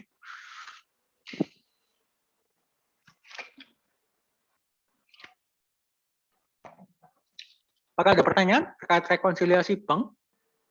Jadi misalnya kalian sudah pernah dapat ini ya, rekonsiliasi bank. Tapi yang saya tadi bilang, tugasnya auditor apa? Ngecek yang dibuat sama klien ini benar nggak kebenarannya. Ya, itu doang, gitu doang. Ya, nggak sulit ya. Ya ngecek satu persatu tapi ya. Ya kalau deposit in transitnya ada 20 ya cek semua 20. Outstanding check-nya ada 10 ya cek semua 10 cek itu. Nah, ya banyak saja kerjaannya. Oke, tapi sekali lagi ya saya mau ngomong kalau rekonsiliasi bank itu saldo akhirnya ini itu harusnya sama. Harusnya sama. Oke? Nah, sekarang pertanyaannya, kalau saldo banknya itu 100.000, terus ternyata ada penyesuaian seperti deposit in transit, outstanding check, bank error, apakah ini perlu disesuaikan? Nggak perlu. Nggak perlu. Karena sekali lagi ini adalah saldo dari rekening koran. Ya. Ini adalah catatannya bank. Sedangkan kalau misalnya yang di bawah, ini kan catatannya perusahaan. Kalau misalnya yang di bawah ini ada yang namanya ini penyesuaian adjustment. Pastikan memang angka 2.216 sama 4.200 itu sudah ada di daftar penyesuaiannya mereka. Sehingga saldo akhirnya menjadi 28.000. Itu ya. Kalau yang ada di sini nggak perlu disesuaikan, nggak perlu AJE ya, nggak perlu adjustment journal entry, tidak perlu akun jurnal penyesuaian. Tapi kalau ada penyesuaian di sini itu harus masuk di AJE, adjustment journal entry harus. Ya, karena ini adalah anggap aja kesalahannya perusahaan. Mereka lupa mencatat ini sehingga ya saldo kasnya tidak sesuai dengan realita yang ada. Oh, mereka lupa mencatat adanya administrasi bank. Oh, mereka ternyata memasukkan cek kosong padahal nggak boleh. Itu ya. Ini masalah jurnal penyesuaian. Jadi ya pastiin kalau yang di atas biarin apa adanya ya. Kalau yang bawah kalau ada penyesuaian harus dipastikan sudah masuk ke AJE. Oke. Lalu ini adalah apa? Test of detail balance ya. Dan juga ini kalian bisa lihat ya seperti biasa. Ini adalah asersinya, asersi. Seperti yang kalian lihat, asersi utamanya daripada ini ya, balance related objective, test of detail balance for general cash in the bank. Asersi utamanya adalah detail tie-in, ya, karena kalian harus memastikan ya, yang ada di rekening koran sama yang ada di buku besar kalian itu ya harusnya sama, ya semua outstanding check-nya ada, deposit transit-nya ada, ya, ada cek kosong, ya, harusnya saldonya sama akhirnya. Makanya di sini prosedur utamanya oleh orang audit itu adalah detail tie-in, ya, footing, ya, terus bank reconciliation, ya, terhadap penjumlahan dan juga pengurangan, penelusuran buku ke general ledger, ya, rekonsiliasi ke general ledger, nah, detail tie-in. Nah setelah itu ya existence, completeness, accuracy ini ya. Nah, bank konfirmasi itu nggak wajib ya. Secara peraturannya sih nggak wajib, tapi biasanya dilakukan. Ya. Oke, nih. Oke. Terus ada cut off ya, tentu saja ada cut off. Oke, ini adalah asersi-asersinya. Oke, lalu di sini kalian perlu memperhatikan 3 prosedur yang penting, ya, 3 prosedur yang penting saat kalian mengaudit cash in bank. Cash in bank ya, bukan cash on hand, beda ya. Sekali lagi, tunai sama saldo di bank itu sama-sama cash tapi beda. Oke, yang ini cash in bank karena seperti yang saya bilang biasanya ya pasti transaksinya lewat bank, bukan tunai. Oke. Pertama adalah prosedur yang paling penting adalah tentu saja bank confirmation atau konfirmasi bank. Kalian tulis surat, ditujukan ke bank, nanti bank akan balas ke kalian. Oke. Jadi auditing standard ini ya disebutkan tidak mewajibkan ya, tidak membutuhkan adanya konfirmasi bank. Tapi biasanya auditor itu mendapatkan ya konfirmasinya secara langsung atas setiap bank yang ada. Oke. Oke, nah terus yang perlu diketahui juga wait ya, bentar. Di sini ada contohnya nggak ya? Oh ada. Nah ini ya, ini adalah konfirmasi bank ya. Oke, kalian bisa lihat di sini. Ini adalah konfirmasi bank. Kalian bisa lihat di sini, bank confirmation ditujukan kepada First National Bank. Ya, ini adalah nama customernya, Clausen Industry. Oke, yang buat ini auditor ya. Terus auditor ngirim ke banknya. Oke, di sini disebutkan,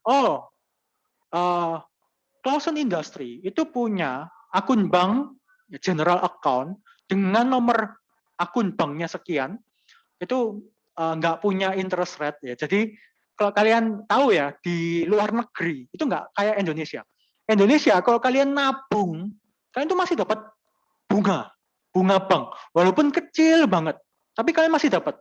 Tapi kalau di luar sana, ya kayak Amerika, seperti Taiwan, saya pernah sekolah di sana, itu nggak punya interest rate, nggak punya bunga bank.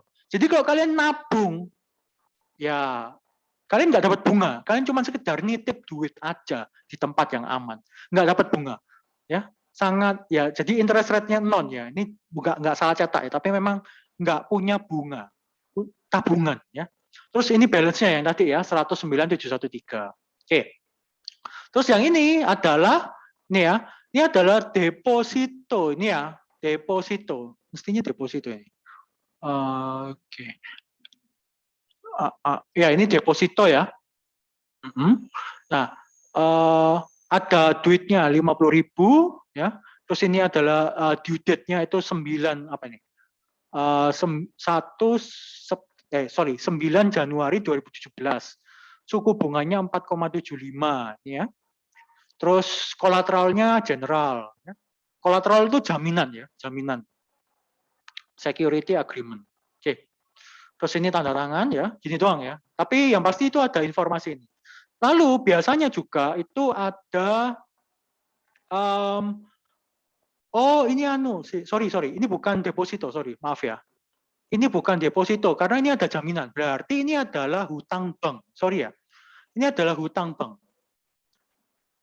Jadi kalian ya selain lewat ekuitas capital, kalian kan juga bisa dapat modal dari ngutang nih. Nah ini adalah hutang bank. Ceritanya perusahaan ini ngutang sebesar 50.000, sebesar 90.000, sebesar 60.000. Nah utang ini harus mulai dilunasi pada 9 Januari sama 23 Januari. Ini adalah suku bunga hutangnya ya. Kalian harus bayar bunga sekian. Jaminan untuk bisa mendapatkan hutang bank ini gimana? Kalian menjaminkan general cash account kalian. Kalian menjaminkan apa ini security. Kalian berdasarkan perjanjian ya seperti itu. Ini adalah hutang bank. Jadi konfirmasi bank itu tidak cuma ngasih tahu saldo banknya saja, tapi semua yang berkaitan dengan bank tersebut. Jadi kalau misalnya ada deposito, nanti akan ada kolom lagi di sini ya. Akan tertulis depositonya berapa. Kalau misalnya nanti ada kayak obligasi, ya di sini juga tertulis ya, kayak gitu. Nah, jadi konfirmasi bank ini nggak cuman akun banknya itu saldonya berapa, enggak. Tapi semua yang terkait, misalnya, oh ternyata perusahaan ini juga hutang bank di sini. Oh ternyata perusahaan ini punya deposito. Nah itu akan tertulis semua di konfirmasi bank. Oke? Ya, makanya di sini the confirmation also request information regarding any loans not include. Ya, kalian nggak minta sudah otomatis dikasih ya seperti itu. Kalau memang ternyata ada hutang bank di bank tersebut. Oke, ini adalah prosedur yang penting ya, konfirmasi bank. Lalu prosedur berikutnya adalah adanya kalian menilai ya, assess, menilai cut off bank activity ya, seperti yang saya tadi bilang ya. Pihak bank itu bisa menerbitkan ini cut off bank statement dan biasanya ini tergantung ya, bisa 7 sampai 10 hari ya.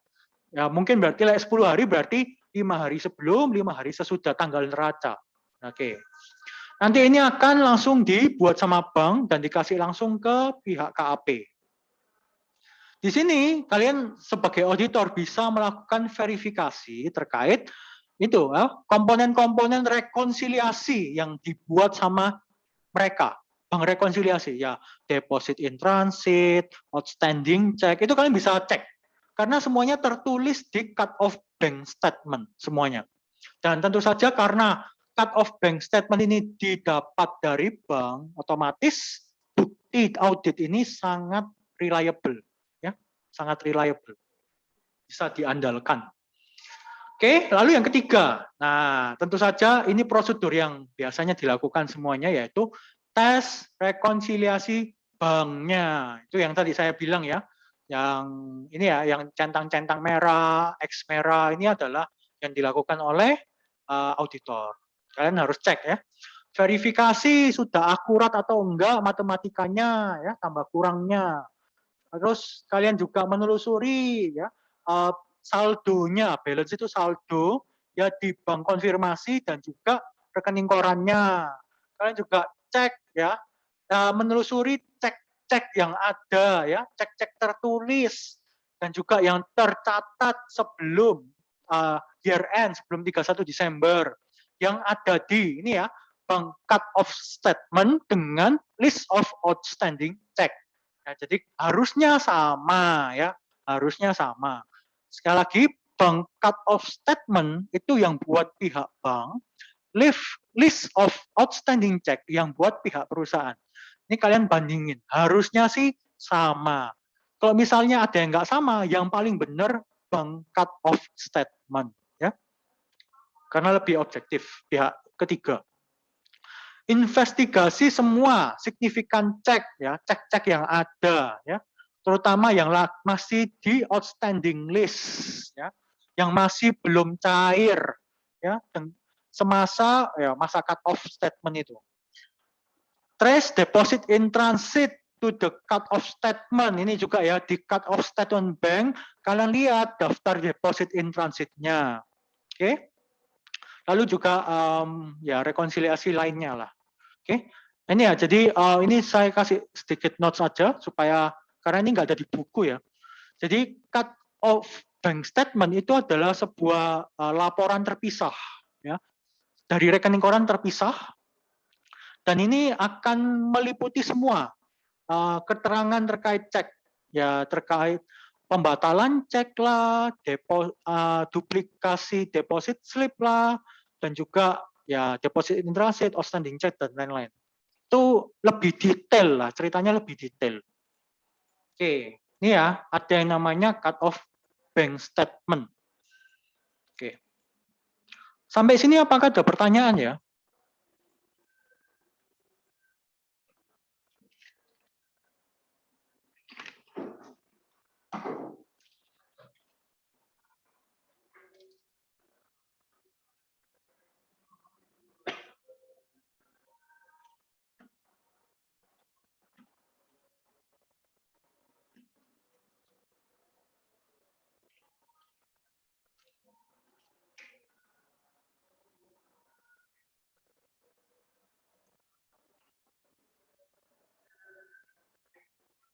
Oke, mari kita lanjutkan ya.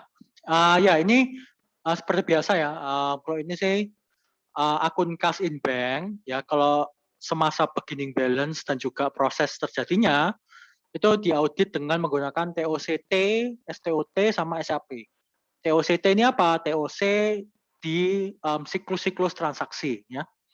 Oke, jadi siklus-siklus transaksi lainnya itu ya itu akan membantu dalam mengaudit beginning balance sampai ya proses transaksi-transaksi yang ada di cash in bank. Untuk ending balance itu diaudit sama TOCB, SAP, substantive analytical procedure ini ya, sama TDB ya. Seperti biasa ya. Kalau beginning itu pasti yang berperan itu TOC, STOT. Kalau ending yang berperan itu TDB ya. TOCB ini TOC untuk balance ya, balance khusus untuk cash in bank. Jadi ada berbeda. TOC bank lainnya. Kalau yang ini TOCT ini TOC di siklus-siklus transaksi. TOCB ini adalah TOC untuk akun banknya sendiri. Oke. Oke. Saya lanjutkan ya. Oke, yang keempat. Nah, sekarang kita masuk yang keempat terkait kapan kita akan memperluas audit test. Ya, untuk general cash account, khususnya untuk ini ya, terkait kecurangan-kecurangan yang material. Oke.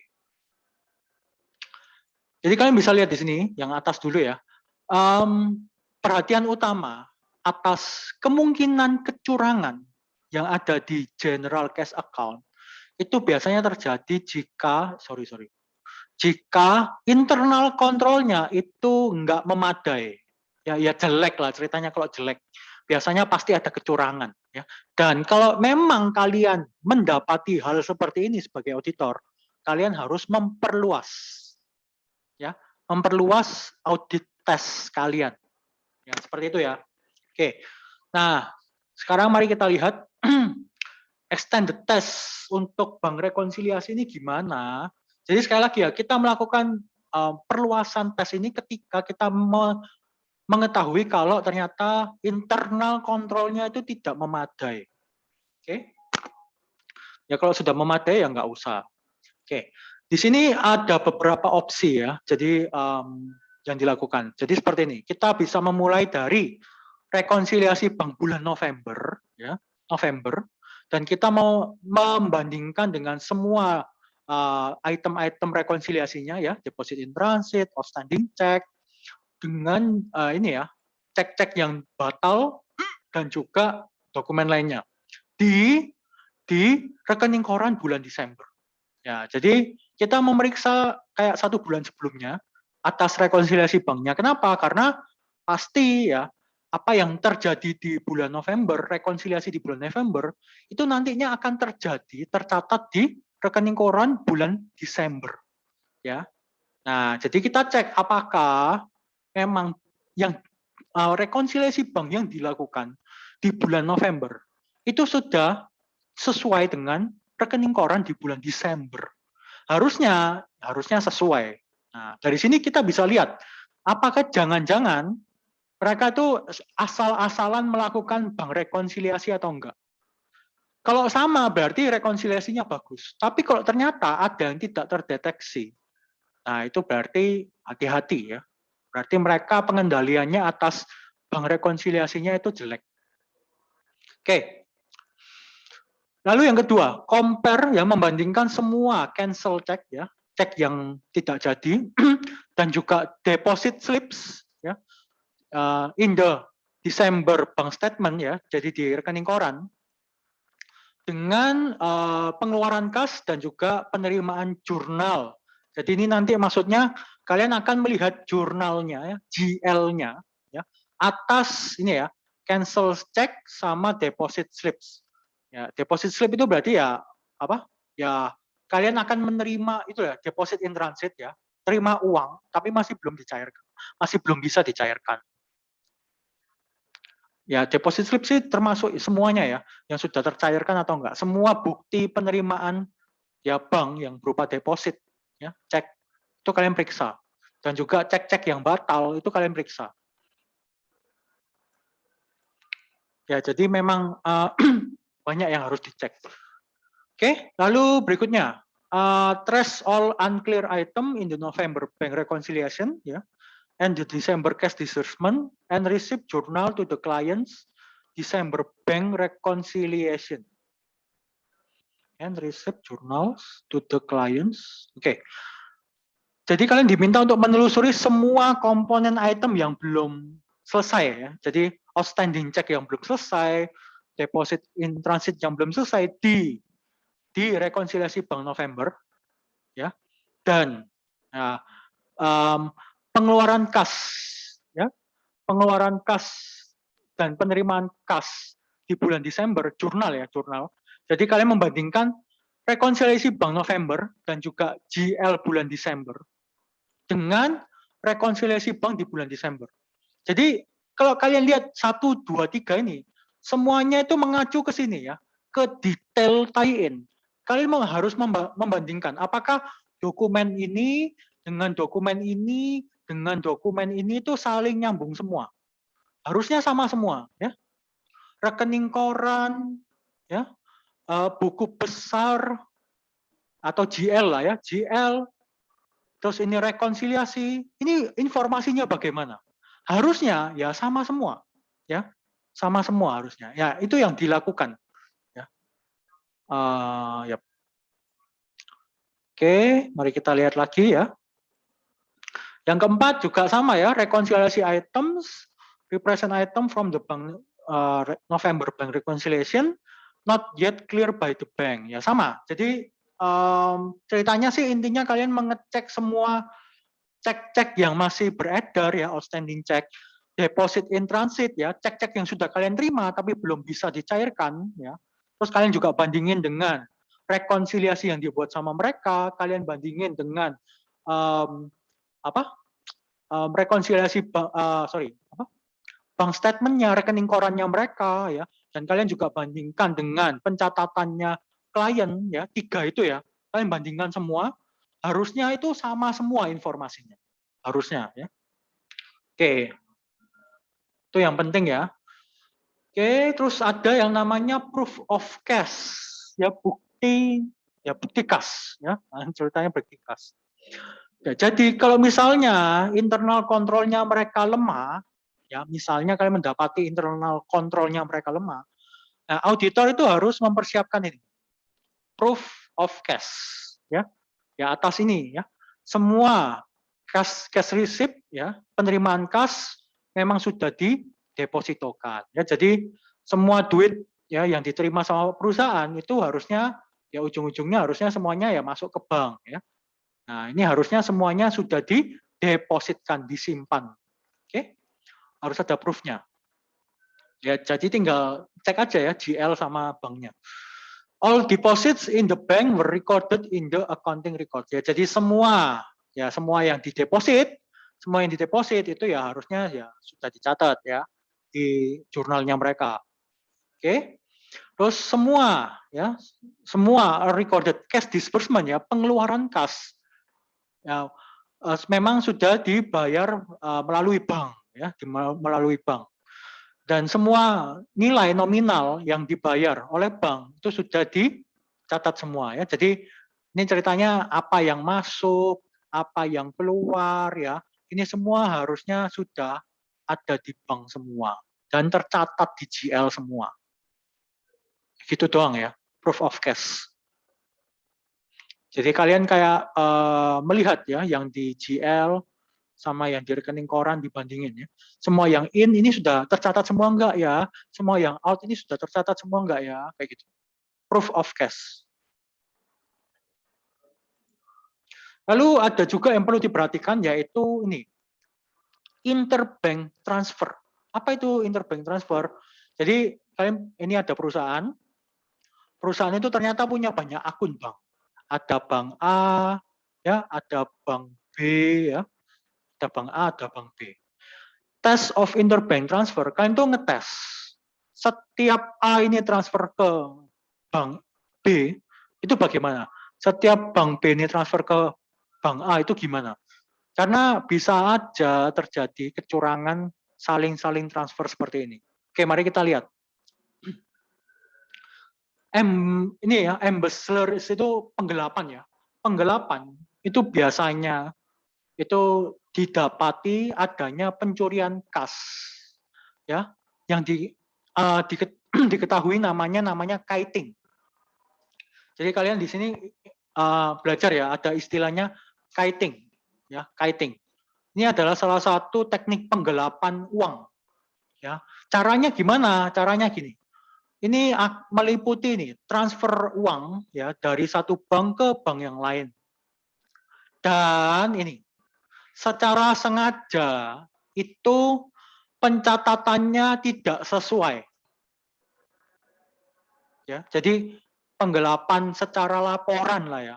Mereka transfer ya, padahal ini ya sama-sama punyanya PT, ya sama-sama punyanya klien, dia punya dua bank, ini saling transfer ya.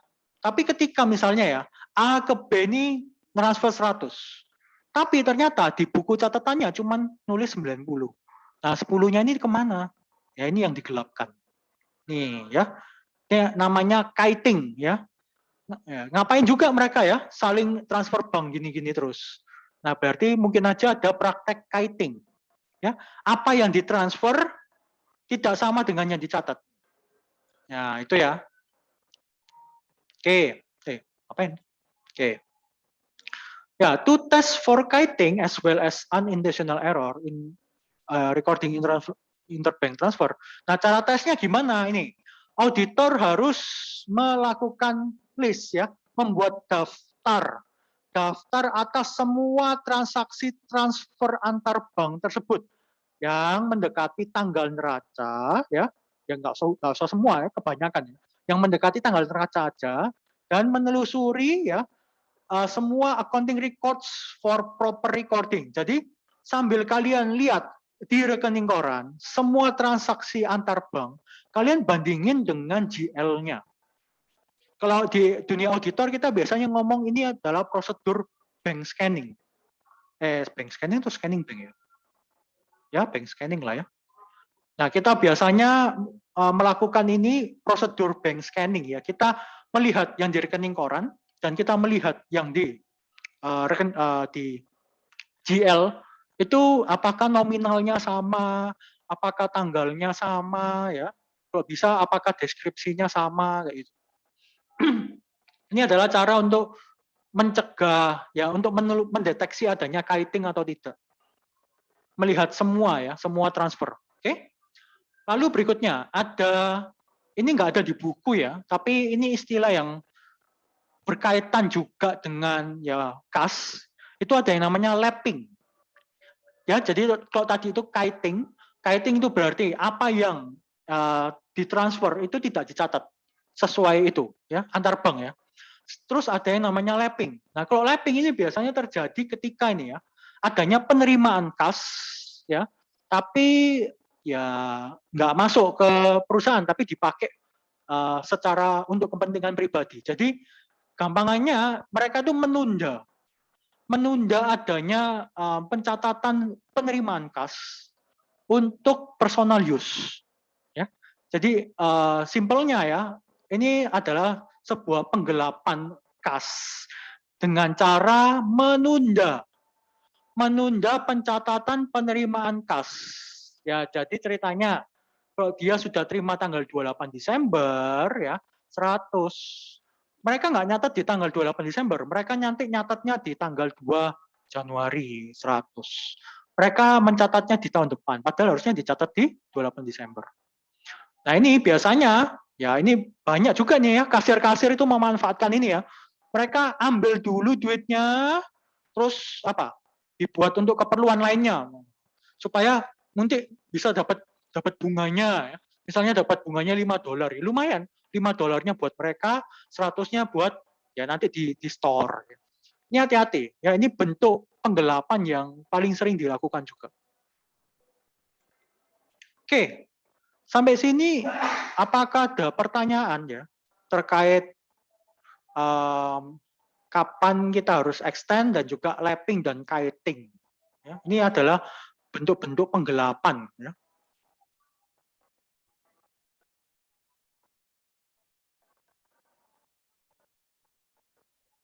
Ini ya apa kertas kerja proof of cash-nya. Tadi kan sudah dibilang ya. Kalau kita mau mendeteksi ini ya. Kalau internal kontrolnya itu lemah, nah auditor itu harus mempersiapkan kertas kerja proof of cash dengan cara yaitu mencatat semua penerimaan dan pengeluarannya ya. Nah ini ya, adanya deposit in transit, adanya outstanding check ini ya. Ini receipt, ini penerimaan, ini pengeluaran, ya, ini saldonya, saldo akhir, ini saldo awal. Atas transaksi ini, atas ini, gitu ya. Oke. Ya ceritanya seperti auditor itu membuat rekonsiliasi banknya sendiri ya. Kasarannya sih gitu. Jadi proof of cash ini seperti rekonsiliasi bank versi auditor. Seperti itu aja sih. Sebenarnya sih kalau sudah melakukan prosedur untuk ngecek rekonsiliasi banknya dengan baik, ya nggak perlu melakukan ini. Karena sebenarnya sama aja. Oke, kalau tidak ada kita masuk ke yang part terakhir ya, bagian terakhir. Bagian terakhir, kalau tadi kita sudah ngomong kas ya, bank, rekening koran ya, buku besar ya, yang hubungannya dengan rekening koran, akun bank. Sekarang kita ngomong tentang instrumen keuangan. Karena ini itu masuk di bagian aset lancar ya. Dan tentu saja ini hubungannya sama duit ya, kas. Oke. Secara metodologi ya audit itu ya sama ya. Ya bisnis risk-nya gimana, performance materiality dan inherent risk-nya gimana, control risk-nya gimana, TOC dan STUT-nya, terus analytical procedure TDB-nya sama. Oke. Nah, sekarang mari kita lihat ya satu persatu dari tahap-tahapan itu. Oke. Terkait bisnis risk. Bisnis risk atas instrumen keuangan. Ini ya, identify client business risk. Itu resikonya itu beda-beda. Setiap instrumen itu punya resiko yang beda. Kalau kalian pernah dengar ya istilah high risk, high return ya. Nah, itu ya. High risk, high return ya sama, instrumen keuangan pasti punya resiko-resiko yang beda, tapi return-nya juga biasanya lebih tinggi ya. Kalau yang resiko tinggi, return-nya tinggi. Angkanya itu tergantung instrumen keuangannya ya. Ya kalau deposito mah ya sangat aman ya, negara. Oke, bank. Ya. Oke, tapi kalau dibandingin sama saham ya beda ya, resikonya beda. Jadi harus melihat instrumennya apa dulu. Karena tergantung dari instrumennya dan juga ini tergantung dari seberapa agresif ya klien tersebut ya. Jadi kalau kalian pernah belajar tentang investment ya, investasi, ada tipe-tipe investor ya, ada investor yang agresif gini ya. Nah, ada investor Yang agresif tuh biasanya ya sukanya resiko yang tinggi karena maunya pengembalian returnnya yang besar. Tapi ada juga ya investor yang nggak agresif lah ceritanya. Jadi seberapa agresif juga perusahaan tersebut, ya. Jadi tergantung dari dua hal, dari bentuk instrumen keuangannya sendiri, inherent risk-nya ya. Jadi berarti, terus ini sama bentuk ini ya, aggressiveness-nya. Ya, kalau secara client business risk berarti lihat kliennya ya, dia agresif atau enggak terkait dengan aktivitas investasi. Oke. Lalu berikutnya performance, materiality, dan inherent risk. Oke. Yang pertama adalah terkait objektif ya, tujuan dari mereka melakukan investasi itu apa? Kalau kalian tahu investasi kan macam-macam ya, ada yang available for sale, ada yang held to maturity, ada yang digunakan memang untuk trading securities ya. Tergantung tujuannya. Ya, oke. Lalu berikutnya tergantung dari kompleksitas daripada bentuk instrumen keuangan tersebut ya, securities of derivative. Jadi seberapa kompleks instrumen keuangan tersebut. Ya, saya nggak tahu apakah blockchain sekarang ya, cryptocurrency itu termasuk dari instrumen keuangan. Ya, kok mestinya sih ya enggak sih, itu tergantung, itu termasuk aset ya, transfer aset. Oke, itu ya, tergantung kompleksitasnya. Lalu juga ini yang ketiga, ya ini terkait performance, materiality, dan inherent risk ya. Terkait experience, pengalaman daripada klien tersebut terhadap dunia investasi. Ya, ini mengacu pada ini juga sih, aggressiveness-nya. Mereka jarang-jarang nggak sih melakukan kegiatan investasi, atau jangan-jangan sangat sering ya, tiap bulan investasi. Nah, itu kan termasuk sering. Nah, kalian harus melihat, kalau semakin sering, biasanya sih semakin beresiko ya. Oke.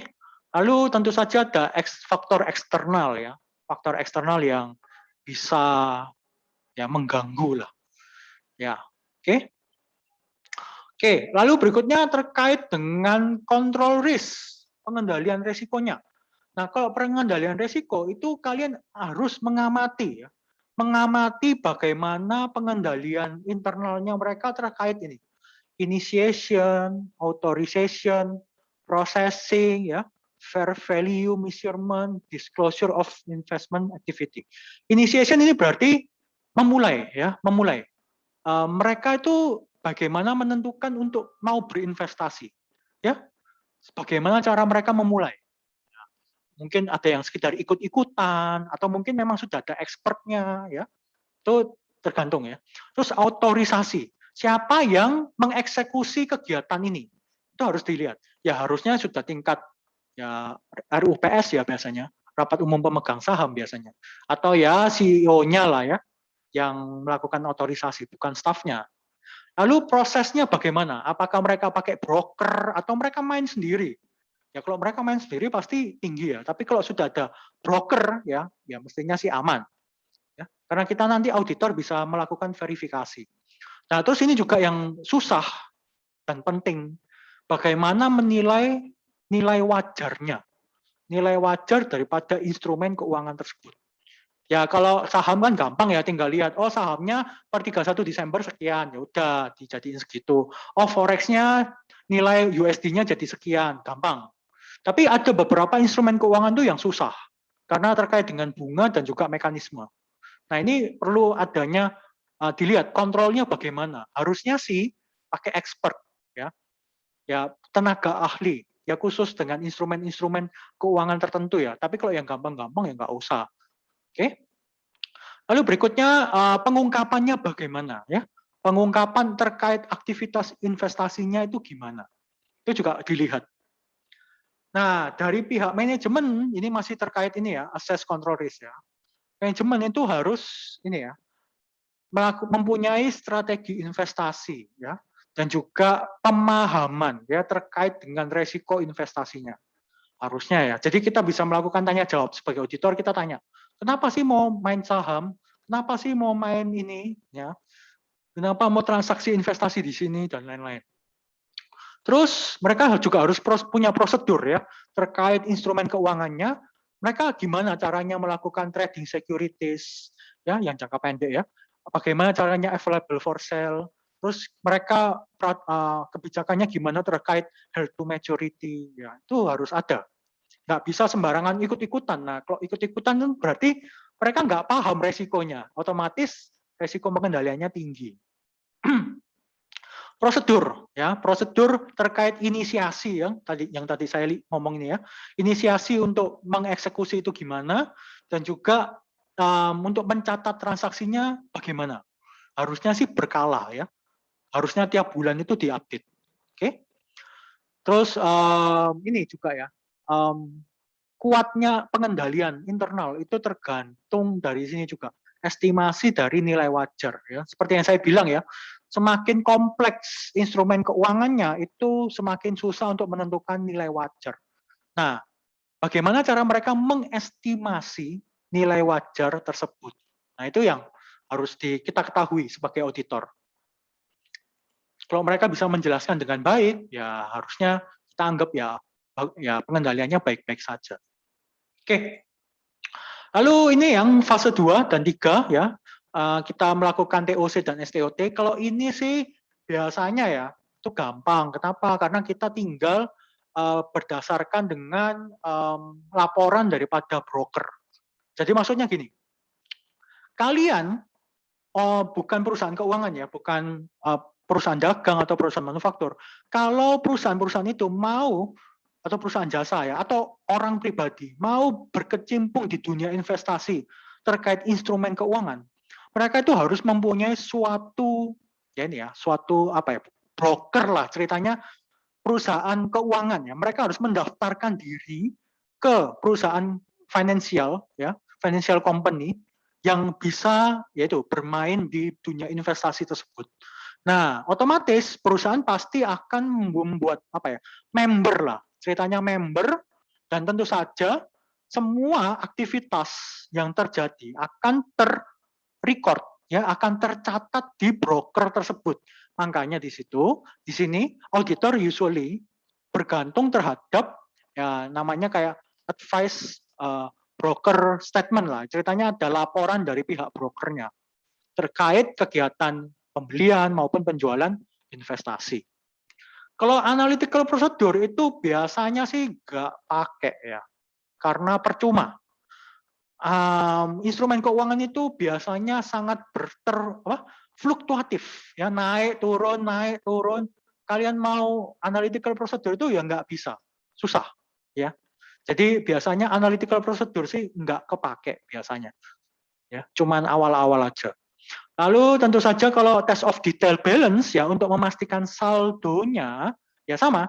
Kita pertama lihat schedule ya, daftar yang dibuat sama perusahaan itu sendiri, dan juga kita melakukan konfirmasi ke pihak brokernya ya, perusahaan finansialnya. Nanti perusahaan finansialnya kirim ke kita, oh saldomu sekian loh. Ya sudah, kita pakai saldo itu, gampang. Memang nggak begitu ribet, tapi ya itu resikonya mungkin bisa tinggi. Kalau misalnya perusahaannya itu nggak paham. Oke, itu ya. Jadi dan juga yang susah adalah penentuan nilai wajar ya. Nilai wajar itu susah. Susahnya di bagian financial instrument itu ini, nilai wajar. Oke. Jadi kita biasanya bergantung sama brokernya biasanya. Oke. Sampai sini apakah ada pertanyaan? Karena sudah selesai materinya terkait audit kas dan instrumen keuangan.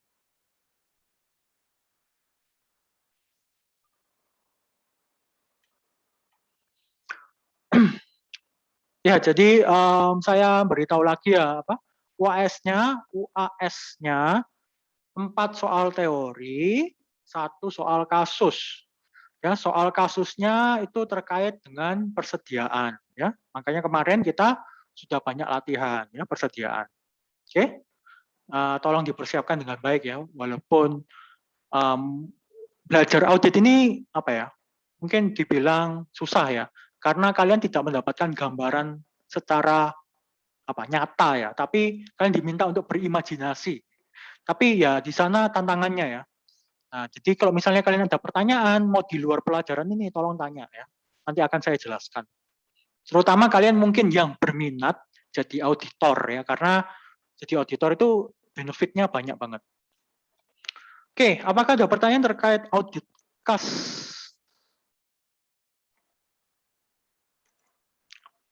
Oke, kelihatannya tidak ada ya.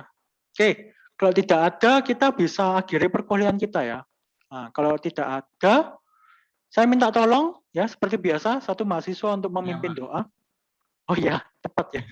Silakan. Ya, teman-teman, mari kita berdoa, doa kasih ini secara Katolik yang lain bisa mengikuti.